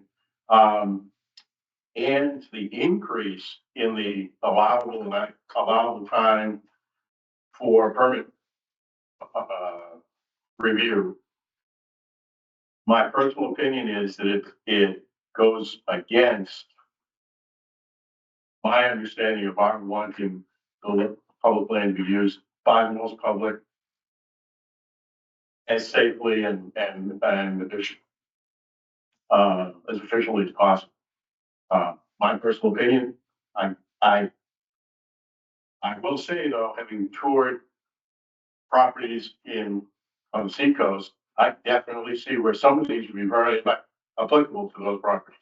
100 acres of flat land, you certainly want to have a lot more. That would be much more affected by 10 people doing geocaching than the one that you and I did, the forestry. I don't think that would be affected one lick by somebody geocaching on that property, or 11 people geocaching on that property. So that's my personal opinion, but I understand, especially after that tour, where some of this came from. Anybody else have any questions or comments? But Jim, thanks. The exception for training, how is the department gonna determine what's a training activity and not? We got out there with my puppy, run wild. I argue everything into, that's different than training dog for a sporting activity. How do you foresee that line being drawn? Seems pretty broad. Fair question, and we can take that to the lands team and have that discussion, because we got the lands team that's from the section of all fishing game divisions, including so we can have that discussion there. Yeah. Question. So this has nothing to do with federal lands, or Correct. This is state lands, department controlled lands, more specifically wildlife management areas and shoreline angling lands. anybody else have a question that hasn't spoken of? Well said? Yeah. What? Okay. Thanks, John. Yep.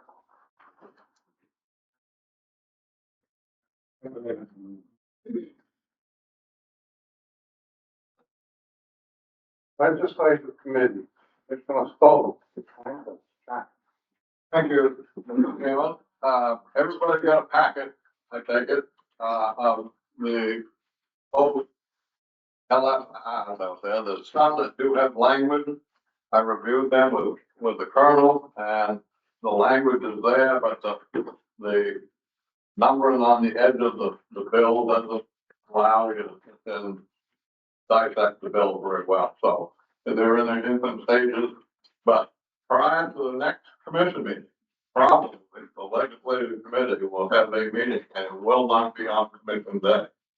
I am not figured out when yet, gonna meet with the colonel. What we did last year was, matter of fact, it was on a holiday, I can't remember what holiday it was. Martin Luther King. What was it? Martin Luther King. Martin Luther King.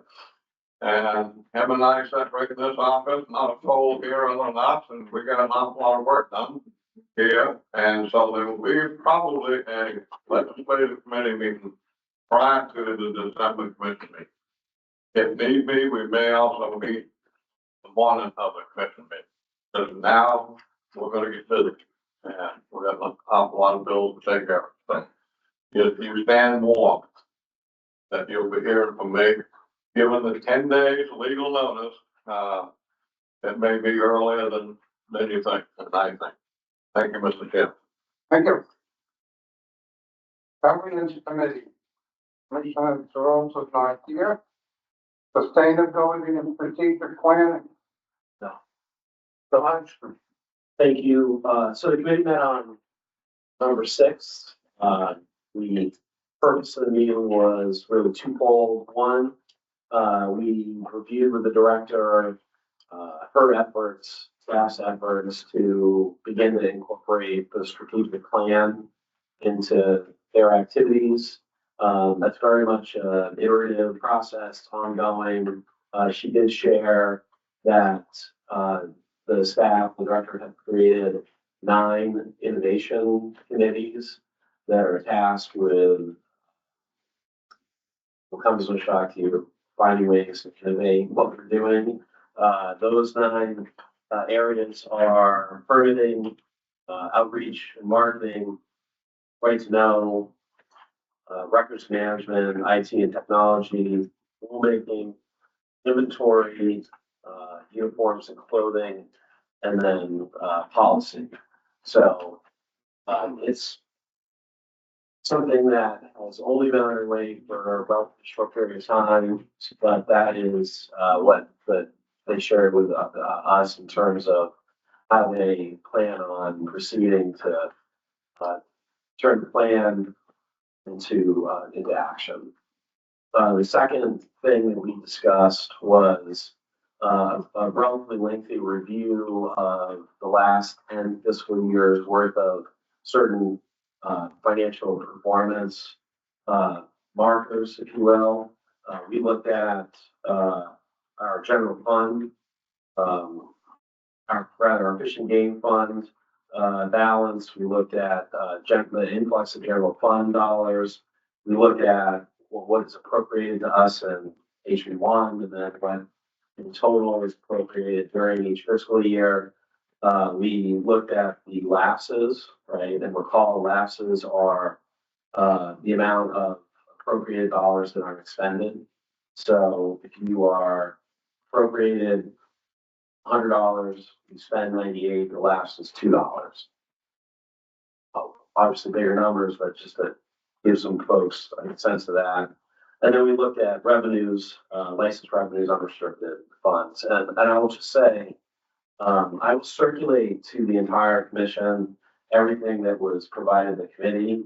There are a lot of data points. I didn't want to do it for this report, but just in general, the reason that we put this on the committee's agenda is that for the first time in more than a decade, the budget adopted by the legislature, signed by the governor, not include any general fund dollars. So for the next 2 fiscal years, 0 general fund dollars will be coming into the department, at least as passed in the budget. By way of context, in the last fiscal year, the general fund investment was $1.4 million. So this is a significant amount of money.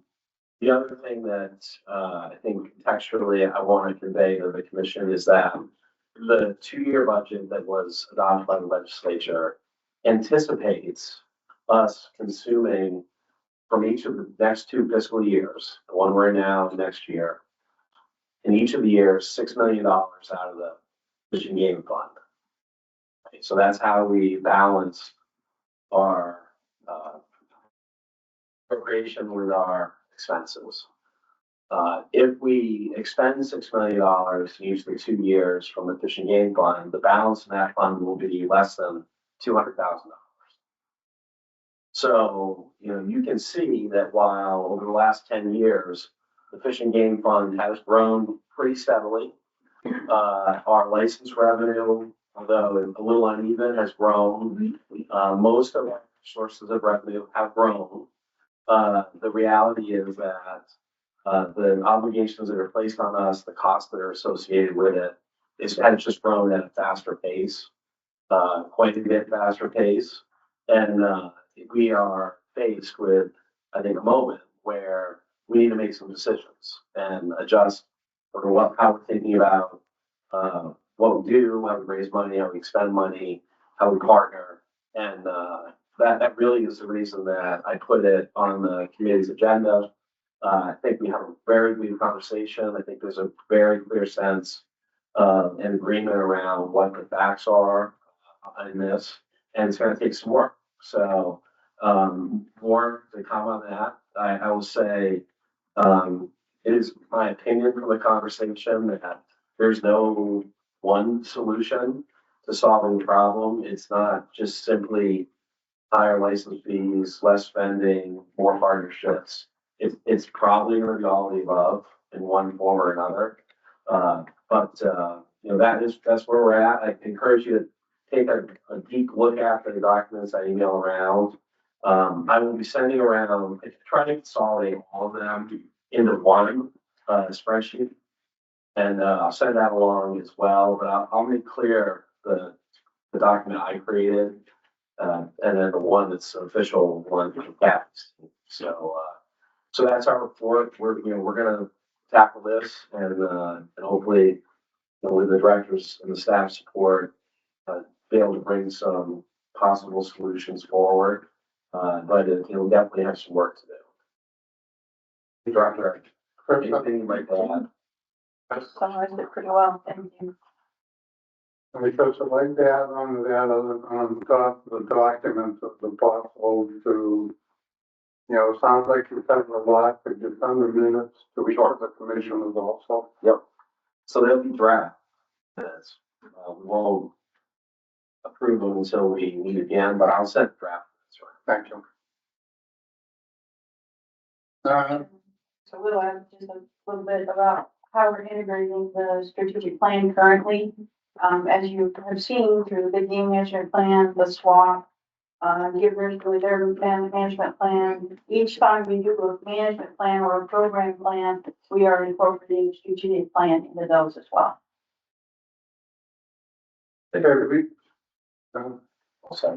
Resource and infrastructure, Commissioner McGonigal. The committee met on November 10th last week. Besides committee members, Kevin Temple and Pool, Commissioner Datone also joined us down in the Seacoast area. I think we were probably down there, 5 or 6 hours anyways on the tour. It's almost a full day. We visited a number of places. We started at the Discovery Center. We had a full tour of the facility there. And I'd like to not only thank the commissioners, but the staff that was down there that helped guide us through this very long day, which obviously included the director. Alex from Inland Fisheries was there. We got to meet Kelly from Education. Renee, the new Marine Fisheries Chief, was able to attend with us. And of course, Corey was there leading this grand band of people around the Seacoast area. We got to hear at the Discovery Center, and a lot of you have been there and visited, about the thousands of school kids that go through that facility every year, and what a wonderful place it was. We also got a little bit of I'll call it a backstage tour, which was some of the displays that we had in the Education Center where these displays cost $20, $30, $40,000, but the staff down there with some 2x4s and pool noodles and a bag of concrete have been able to create literally the same displays that cost tens of thousands of dollars. So it's really amazing the staff is working down there, what they have to work with, and what they've been able to create down there is really quite amazing. And I think when we'll get to go down there again soon, and we go into the Ukraine building very often, but take a second to go next door and take a look at what they've discovered, because the underwater environment that you've created down there really is quite amazing. They also have a facility plan that's been completed for that area. Obviously none of it currently is being implemented. I'm sure a classroom is going to be first on the list to help with these thousands of kids that go through there. But a plan has been developed so that if it ever does become possible to do something down there, there is a plan to follow. And I'd also like to mention the thousands of volunteer hours that really help that place chug along. From there, we went to Glen Cove. We saw the progress of that project down there. It's really just an amazing property. What they've been able to accomplish down there, the progress that they've made, some of the funding challenges that they've had down there, but Marie leading the way again has been able to navigate through all that and become a construction manager in the process and everything else really to keep that project moving along. And it's just it's a beautiful place down there. They've also started to create some housing for research students down there, which is great, and it's really moving forward. From there, before we went to the regional office, we stopped at, well, a WMA, we'll call it storage barn. And that, I use that term very loosely. It's a place where we do store a lot of equipment for many departments down in the Seacoast region. It is far from an ideal scenario. And I do think that and any of you, please feel free to speak up. But I do think it's something that will need to be addressed quite soon, as having a proper facility to store boats, lobster traps, and a sundry of other things that were located in this barn down on Route 4. Its location was great, very centrally located, Route 4 108, just hundreds of feet away. But we need a better facility down there to handle all that stuff. And like I said, we concluded the regional office and kind of wrapped up some discussions about what we had seen during that day. So just thank you, Director, for the tour and all the staff. It was a great day. Thank you. Public engagement and education, Mrs. Rose is not here. However, you will find in front of you is a copy of what we voted on last month. That to place in your handbook of the award of excellent guidelines. That'll be followed actually starting now. So make sure that it's in the handbook. Seacoast Committee report, Mr. Tyson. Thank you, Mr. Chair. Most of my report deals with follow-up from previous reports I provided. The Atlantic State Fisheries Commission held their annual meeting in late October. After our October meeting, and there were three items, three species of interest for New Hampshire residents that had some rules changes. First, the Atlantic Striped Bass Management Board, they took final action on Addendum 3. Board decided not to reduce the catch limit, the 12% catch limit as was originally proposed for the recreational commercial quarters. They're going to remain the same. Additionally, they have standardized a method of measuring the total fish count for the striped bass. Because I believe different states involved with the striped bass management had different ways of measuring the length of the fish. So now that's all been standardized. On the Lobster Management Board, present their, stock assessment. And they're saying, currently saying that the Gulf of Maine, the Georgia Bank lobster stock has declined by 34% since, the peak landings in 2018. They also noted declines in juvenile lobster recruitment as well as, the spawning, stock, biomass. The committee is recommending, strategies to identify potential management tools supported by the lobster industry to prevent further declines in the lobster stock. And then with the, in Atlantic Menhaden, they've, set a 20% reduction in the total allowable catch in Menhaden for 2026. This is gonna reduce New Hampshire's quota by approximately 1.2 million pounds from 6 million to just under 5 million pounds. And this is gonna have an impact on the lobster fishery itself, and the bait price is now gonna be, increased as a result of less bait available, less supply of bait. And it's gonna also affect Menhaden, hops that hops Menhaden in the state. The Coast Guard Modernization Buoy Program. They finally suspended their plan to reduce the number of navigation aids throughout the Northeast. So this is good news for us because of the, the state of New Hampshire was gonna lose some really valuable navigation aids, especially near some rocky areas where with stormy weather, when your GPS goes out and you have an idea where you are, but you're not sure, those navigation aids are really coming in. The Fish and Game, lobster fishery survey that they conducted in September. When the results came out, so over the past 5 years, the lobster landings in the state of New Hampshire have been actually stable. And there've been noted increases in the number of egg-bearing females that have been caught, as well as the number of juvenile lobsters that have been showing up in the lobster traps in the state.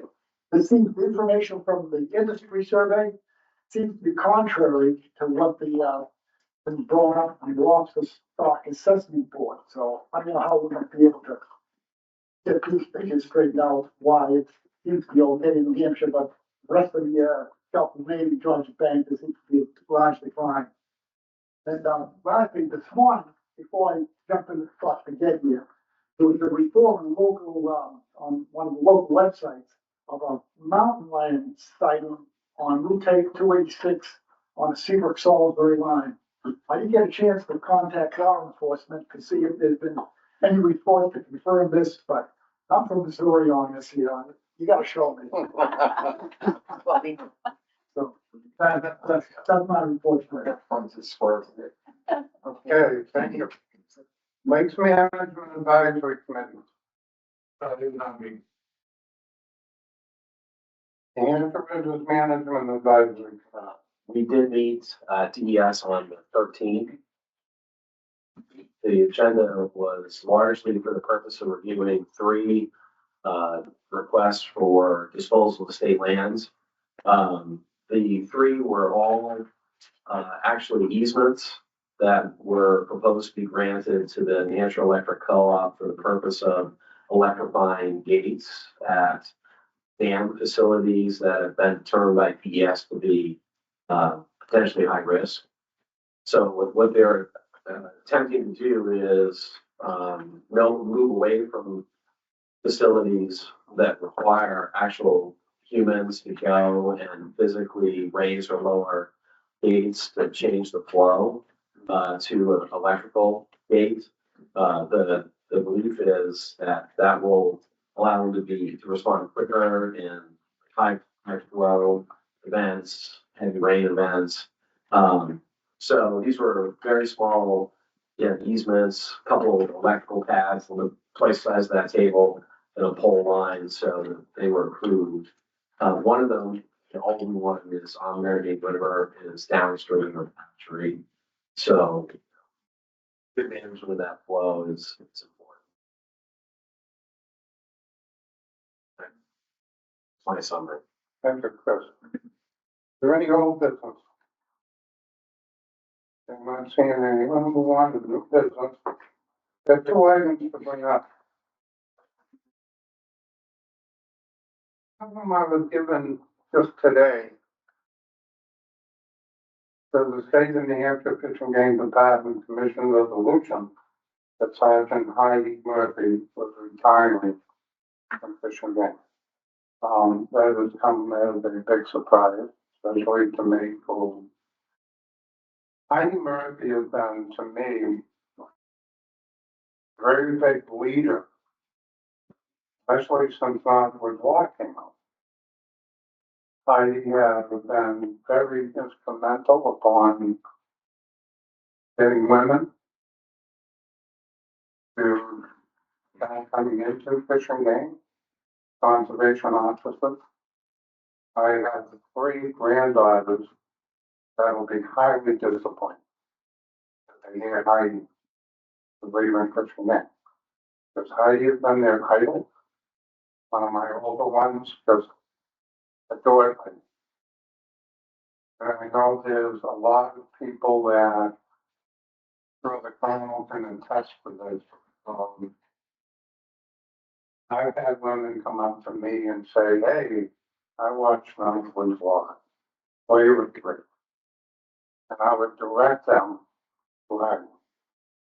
I'm sure the colonel himself has done that on his own also, that I was honored to sign this document. That's what I'm trying to say. I don't want to make the commission aware that Heidi is retiring. And I know I speak on the behalf of this commission. Pretty well missed.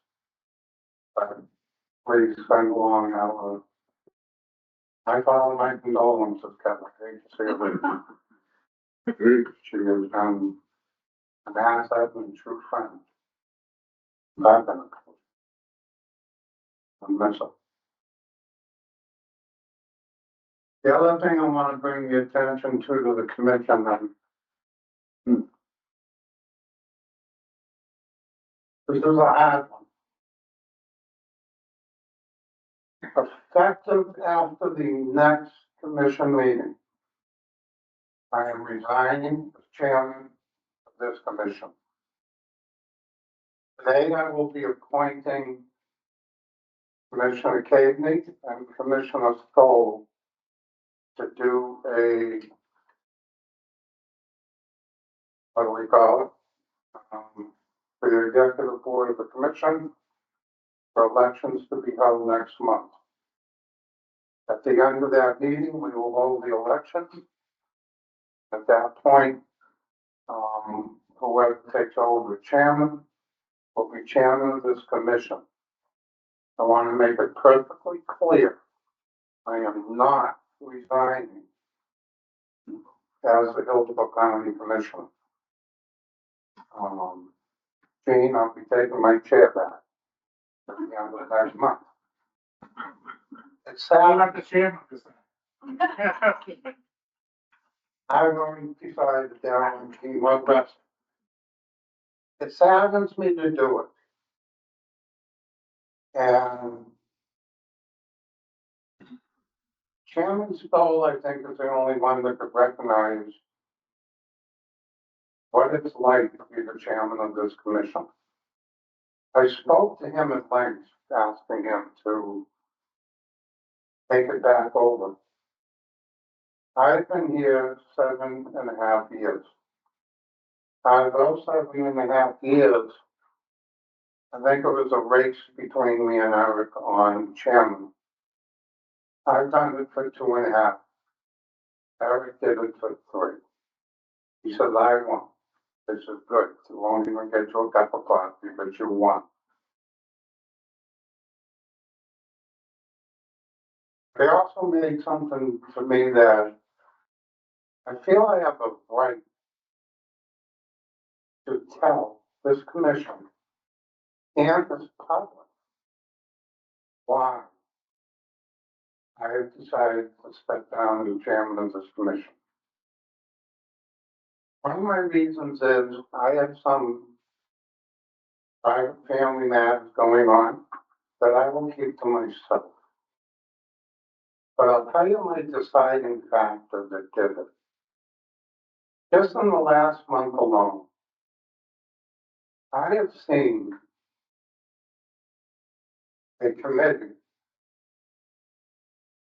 go ahead, under with the director, hold a meeting by not following protocols. I am finding commissioners are running to the director without following protocols. What this does to a chairman of this commission, and what it brought it to my attention really was this weekend, when I get a phone call from Kelly Ayotte, hey, what is this about? I had no idea. I had no idea. Not a word said to me about it. And it makes me feel like I'm an idiot. It has been taking place for over a year and a half now. Every member of this commission, I want you to pay attention to the protocols. You may not think it's a big deal. It is a big deal when you're trying to run a commission that over, I know in my last 7 years, and I know I've had this conversation with Eric and other commissioners, but this commission has lost. Trying to look for the term that I want to use here. This commission has lost the respect that it should have. Not only from the public, it has been lost from this staff, from this department. Not all, but by some. I strongly recommend each commissioner, when you think about if you want to become chairman, you look at that job description. You call Eric. It's not just sit here and read 3 pages of a meeting, but then turn around the next day, and I'll use the language I want, to bitch that I did not do something you want. Or to say, well, I don't agree with that. We should have spoken up during the meeting. And it's taken its toll. I need to get some stress out of my life. 72 years old. There are some of you here that knew, what was it, 5 years ago, Kevin, I think it was, that I postponed the triple bypass so I did not miss commission meeting. I've had it. It's time for somebody else to take over. So, appointing Mr. Casney and Mr. Soul to do the elections that will take effect at the end of next month's meeting. That's all I have to say to that. Very hard to do this. I've spent 7 years of my life catering here. I just don't feel this commission is getting the support that it really needs. With that, I'll end it. Mr. Chairman,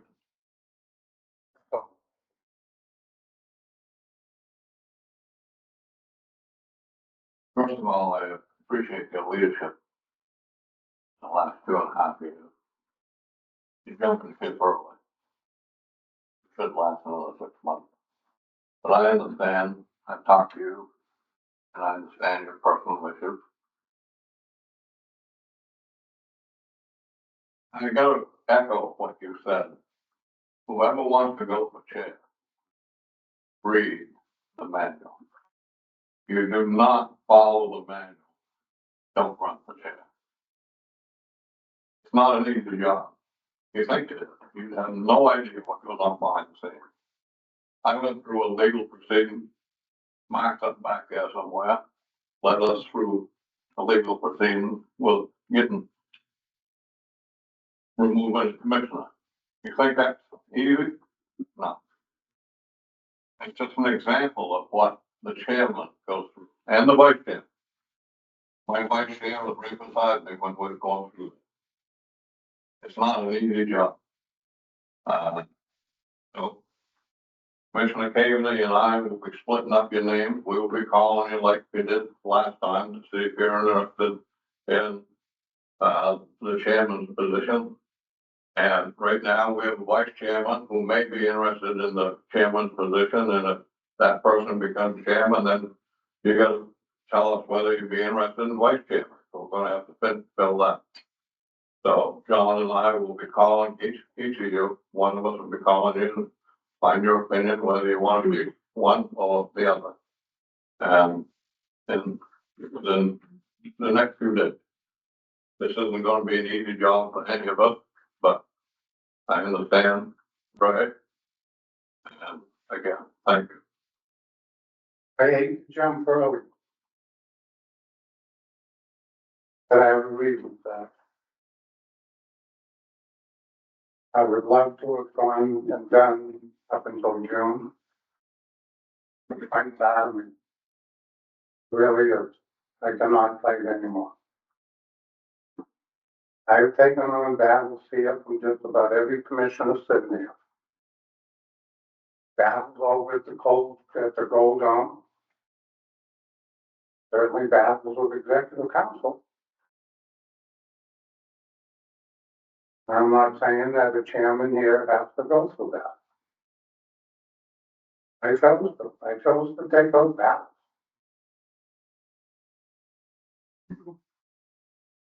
I've been battling since June over an open commissioner spot.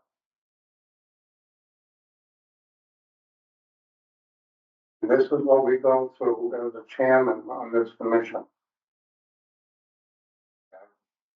And not a lot. For this director in,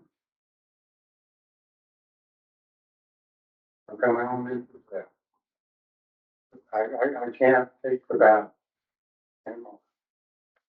I want to make it clear. I am staying as the Hillsborough County Commissioner. And I will be the same as when I was just the Hillsborough County Commissioner before. So whoever takes it over, beware. I don't sit back. So. We'll move on from there. Commissioner reports. I just had one thing, and it's tough to follow, so it's good. I'm really following up on this issue, but I was chagrined after a few years of only getting some success to scoop my, what I call a hunting issue of the Mount Hampshire Wildlife Journal and see a red-tailed hawk instead of a white-tailed deer or some other game animal on the front cover. That's very distressing to me. It takes to the front to the hunting community of the state of New Hampshire. And I will be following up with it, but I just want to bring it to your attention for the moment. Thank you. Thank you, Ken. Any other commission? Very good. Yeah, I just, basically, want to report about the northern part of the state where I was for the last 7 weeks, basically, in regards to the ATV activities during the hunting season. I'll be honest with you, I didn't really see it being a detriment up there. The only problem, I think it put a strain on the CEOs up there, having to take care of both things. My big concern too, though, is that just the 2 weeks that I was up there, or the 2 weeks that it was running, the dry conditions up there, I'm hoping that the CEOs are getting good equipment to protect themselves from the dust and dirt and stuff that they're inhaling while they're in patrol up there. Because that is really concerning with me. Okay. Yeah, Commissioner. Okay, moving on, Director's report. Okay, thank you, Chairman. Well, first, I want to say I'm saddened to hear that you're stepping down. I really understand your situation and we respect that, but I also want to take a moment to thank you personally for all of your support, your help, and your effort to try to bring some organization to the commission and help build and foster the relationship between the commission and the department. I have enjoyed working with you. I'm gonna miss working with you in that capacity. I guess I'm grateful that you're still staying on the commission. But certainly want to take a moment to say thank you for your work as chairman while I was entering into this new position. You certainly helped me through several different scenarios, and I'm appreciative of that. I wish you success in your personal issues. I hope that they resolve easily so that you can enjoy your time as just a commissioner rather than the chairman. So thank you, Chairman. I appreciate all that you've done for me and for this agency. Next, I want to actually thank Dennis again for all of his work and time that he's committed to our agency and that volunteer work. I think it's a great honor, and I'm glad that the commission was able to recognize you for that. Thank you very much. I'm also pleased to announce publicly that Renee Zobel has been appointed as our Chief of Marine Science, or Marine Division, I should say. For those of you who don't know Renee, she's been acting in that role for a few months, but she brings extensive background, experience, strong dedication to marine resources, and marine stewardship. And we're really confident in her vision and her energy that she's going to contribute to that division. So I'm looking forward to seeing what she can accomplish over the next year, but that position has finally been filled. It's nice to have a full staff of chiefs now. So, I'll just give you some highlights from some of the different divisions. So facilities and lands, they have completed the roof replacement for the headquarters building. I think they're working through the last phases of testing to ensure that we no longer have any more leaks, but at least the work is done for the most part. They're working on some power projects at Seawolf Falls for our storage facilities and stuff that law enforcement uses quite frequently. We're also, obviously winterizing all of our vehicles and facilities, getting ready for the deep winter. So Fisheries Division, we have the full water program. They have been doing the assessment of brook trout on Round Pond, Pittsburgh. Catch rates are slowing down. It's spawning near completion. The biologists are keeping an eye on the weather to ensure they remove the gear. And the nets in the large lakes usually remain in the water for a couple more weeks. So we'll see some changes there. Personnel, they're actively working on the staffing requirements for the modernization New Hampton hatchery. Obviously that due to the advanced technologies of that hatchery, we plan to hire what's called maintenance engineers to support the facility and manage the specialized systems that will be in that facility. So staff are working through the job descriptions for that and ensuring that we get the right descriptions out there to advertise for those positions once we're ready. In the Wildlife Division, non-game, continued collaboration. Obviously, you heard a nice presentation from Kevin today. Thank you for that, Kevin, on the transition with DES to facilitate the transfer of the environmental permit review. Game program, the moose hunting season. It was held October 18th through 26th. 34 moose hunting permits were issued, including 32 lottery issued permits. The success rate of the season was 72%, which is slightly higher than the 10-year mean success.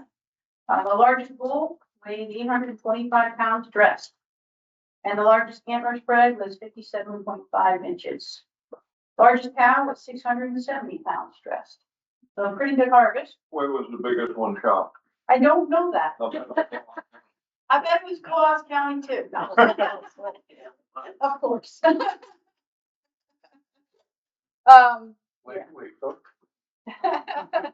Yes. So that's exciting news. The biologists also during the check stations were performing winter tick counts on the harvested moose. And interestingly, we thought we might see, with the weather that we've had, we might see a decline in that. And surprisingly, we did not. So, the tick count data suggests that winter tick infestation is substantial. So, the full impacts of that, of course, we don't know yet. Will depend on the onset of maybe early snow. Let's hope for that, and then we'll see less impact. Staff have been operating the statewide deer check stations as well. The first 2 days of muzzleloader season and the first 3 days of firearm season, we do those deer check stations. They obviously sample as many as they can. And during this time, they collected samples from what we estimate about 10% of the annual statewide deer harvest. So it's pretty good. Habitat program. Forest management project is beginning in Forest Peters WMA in Northwood, creating 2 9-acre hardwood patches and small gaps in nearby softwood forest to promote pine and hemlock regeneration in those areas. This project is actually expected to help support young forest growth for prairie warbler, indigo bunting, snowshoe hare, and a variety of others, but it's also expected to generate about $30,000 in revenue for the harvest. A grant was also submitted to the U.S. Fish and Wildlife Service to help clear 1,300 acres in Marlow. That's proposed to be the Ted Walski WMA, which is named after former turkey biologist for New Hampshire Fishing Game. I can give you more details on that if you're interested. The Marine Division, the 4 remaining access point angler intercept surveys were conducted. We've also had staff continuing to conduct their lobster settlement dives and monitor young year lobster and the native oyster reef monitoring valves. Staff has collaborated with the industry on both at port and at sea lobster sampling and other commercial species, obviously, and we continue to do that. Our staff has been represented at the Atlantic States Marine Fisheries Commission annual meeting and the Coastal Fish Habitat Partnership. Marine staff have also presented at the New England Fisheries Management Council meetings over the last month or so. We also had the Great Bay National Estuarine and Research Reserve. We had 2 staff attended national meetings there with colleagues from around the country to discuss budget and programmatic priorities of the university system. These meetings were focused on a lot of the education and the federal requirements and policies and other topics associated with those. Along with that, the education and public visitation programs that were at Great Bay, they've had 7 different school groups, 4 homeschool groups that participated in the fall programs during a 2-week period. And during that period, they had hosted 412 students and approximately 47 adults to learn about the history and cultural sensitivities of the Great Bay Estuary. Staff also hosted 12 students and 2 teachers from a high school and area high school to learn about the importance of salt marshes. They did a bunch of future sea level prediction work and plant community transects, and it was both a field and I guess a coursework type environment. Our reporting probably give you more details about that, but that was well received. And then our volunteer coordinator led the last group work day of the season with a corporate group from GSK. That's an ongoing program that they have where they host these group work days. Research and land stewardship program. Research staff have prepared a presentation on the horseshoe crab spawning and the long-term trends of that. And they're giving that talk, and a national tidal marsh synthesis talk at the National Science Conference. We also have the research and training engagement staff that coordinated the 3rd Great Bay Research Symposium. And that was honoring and hosting, I guess I should say, not honoring, but hosting and attended by 70 different scientists and students and resource managers across the nation. Our staff have extended their sampling season for blue crabs, expanding into the later parts of October, and looking at crabs in the bay as well as the adjacent salt marshes. Our NERS staff also went to a meeting at Weeks Bay Reserve in Alabama to learn more about the surveying equipment, the best drone practices, and upland game habitat monitoring and restoration projects specifically. The Glen Cove Management Area Improvement Project, you've heard a little bit about that today. That continues, progressing. Then from the training and engagement side of things, there's a lot going on. In partnership with the New Hampshire Coastal Adaptation Work Group, the training and engagement staff are leading a continuing education course for real estate professionals. This is really a kind of a unique program that we have in New Hampshire, and it's where they work with the real estate professionals to help them understand the value of the resources and how that relates back to their own profession. Law Enforcement Division. Well, there's a lot going on there as well. We've had a surge in activities, since bear season, and they continue to be actively enforcing the hunting regulations and investigating ongoing, bear and deer cases. We have several active investigations right now. But exciting, October 31st, we swore in 3 new conservation officer trainees. We have Officer Alex Mercot, Ben Harmon, and Cameron Pelkey. These officers are now assigned to headquarters to complete their required training and the policy reviews before they're going to be assigned out in the field. But this is a huge step for us to finally have those 3 positions filled. In the meantime, we also hosted a swearing-in ceremony to appoint Conservation Officer Chris McKee as sergeant. Sergeant McKee is actually taking the position vacated by Sergeant Heidi Murphy. On November 7th, several of our officers received congressional awards at the annual Federal Delegation Award Ceremony. Conservation Officer Rob McDermott, Conservation Officer Ron Arsenal, Sergeant Kevin Bronson, and Sergeant Jeff Bushy were recognized and awarded the Dedication and Professionalism Award for their investigative skills in convicting multiple suspects in an ongoing statewide poaching operation. And the operation is called Operation Nightcat. And then we also have Conservation Officer James Sears III, Conservation Officer Joseph Canfield, Sergeant Chris McKee, and Lieutenant Bob Mancini received the Unit Citation Award for their efforts for going above and beyond the call of duty in a life-threatening search and rescue mission. Pretty big events for all of us. Obviously, with winter conditions arriving, we anticipate we're going to have a pretty busy season this winter with field calls for assistance and rescues. In the Public Affairs Division, the Information Unit, Public Affairs staff are gearing up for the annual Stockpile Saturday event, which is going to be scheduled for December 13th from 10 a.m. to 2 p.m. at the headquarters here. So get ready, folks, come shop.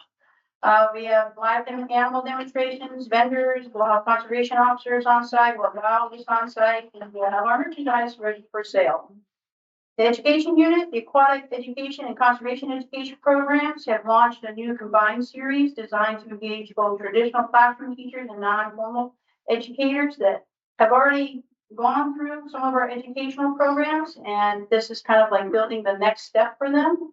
This initiative builds on their existing knowledge in wildlife, watershed, and environmental science and takes them to the next level. This is a whole new program, and it's a huge step for our agency to combine both of those programs into an effort to further educate our educators out there. From the director's office, obviously we've had a lot of hearings going on. From the legal coordinator side, we had the readoption of the 603.23 and FIS 605.01 rules. Those are going to JLCAR in December. We also have scheduled hearings for the FIS 900, FIS 800s, and we submitted the final proposal of the FIS 110607, which is the high safeguard to JLCAR. Federal Aid Coordinator, good news. We hired our new Federal Aid Specialist, Jeannie Catherine. I think she's here. There's Jeannie. She's joined us as of October 31st, and she's currently spending time being introduced to her policies and procedures within her unit. She's also already making improvements and working with Dawn to implement Dawn's vision for that unit. So this is good news. It's really working out well so far. We're continuing to work on submitting our obligation requests for other grants and WMA land purchases through the Federal Aid Coordinator unit. And we're also continuing review and submitting our grant reports for the U.S. Fish and Wildlife Service and NOAA grants. This is big news. Phase 1, remember we talked about the America the Beautiful grant that was signed?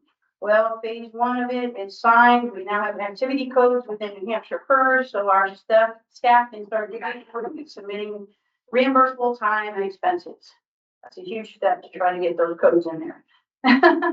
Environmental coordination, our coordinator Mike Diamond and the Facilities, Lands, and Divisions Chief Bill Smith have been working to develop a review process for evaluating dam projects proposed by DES and in collaboration with our agency. And the goal basically is to ensure that there's collaboration on ecological, recreational, regulatory, and communication needs before any dams are removed or altered. And basically, they have created a very easy to follow checklist that will ensure that all components and all agencies are clear along the way for the process. It was getting a little convoluted at times. We didn't know if DES had heard this or didn't know this, so we've got a clear process now in place, and they're working with DES to formalize that. The other thing is we have hired, Ed, is it Matika. I can never say that right. I'm sorry. Ed Matika. Wonderful gentleman, very good skilled staff member. He's taken on a new role in our agency. He's taking the assistant environmental coordinator position. He's going to float between wildlife program, fisheries program, divisions, I should say, and also support Mike on the environmental coordination. So this is an exciting role. This is a new position. We're hoping it's going to be really successful. It will help foster that integration between the two divisions and also help support the environmental coordinator unit within the division of the director's office. Department-wide highlights, I guess, from my desk. Our recruitment efforts are ongoing for our legislative liaison position because Marty has just retired. So we do have that out. He's been really good about getting that out right away again. And we're looking to hopefully fill that. As I mentioned, we filled some positions. Right now we have myself, Division Chiefs Zobel Levante, along with Great Bay National Estuarine Reserve Manager Riley, and Hatchery Supervisor Sidesec. We all met with the Sustainable Committee and the Resource Infrastructure Committees, and I will tell you, I got nothing but good responses from the staff who were involved in those committees, and we look forward to working with you all further on all of those efforts. It was a very enjoyable day for us as much as it was for you. So thank you. You all have very good questions. I want to compliment you for that. And I look forward to seeing what we can do in the future. Just to keep you up to speed, I participated in the virtual Aqua Government Affairs Committee meeting. I've also participated with the directors across the nation to vote on the multi-state grant projects that would be submitted to U.S. Fish and Wildlife Service, and there are several that affect our region and our agency. I've also met with Mario Capizzoli of the Wildlife Heritage Foundation to discuss broadening our collaboration and our long-term visioning with the Heritage Foundation. We've completed, the staff have completed the department's biennial report, and Public Affairs has sent that on with Kathy. They've sent it on to be processed for Governor and Executive Council approval, so that should be coming out here shortly. Once it's finalized, I will ensure that each of you get a copy of that as well. And the Wildlife Heritage Foundation hosted their first Outdoor Heritage Heroes Award and Awards. And Jake DeBow was recognized as Educator of the Year, and former Sergeant Heidi Murphy was given the Helen Silver Award, which recognizes, as Chairman Green said, outstanding female contributions to New Hampshire's outdoor traditions, and she was recognized for that. That concludes my director's report. Any questions? No. Is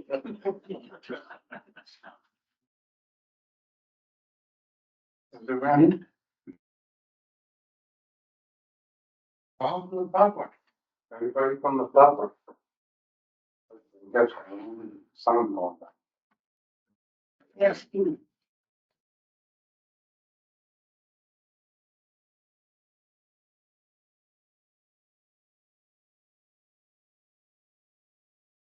Mr. Chair, members of the commission.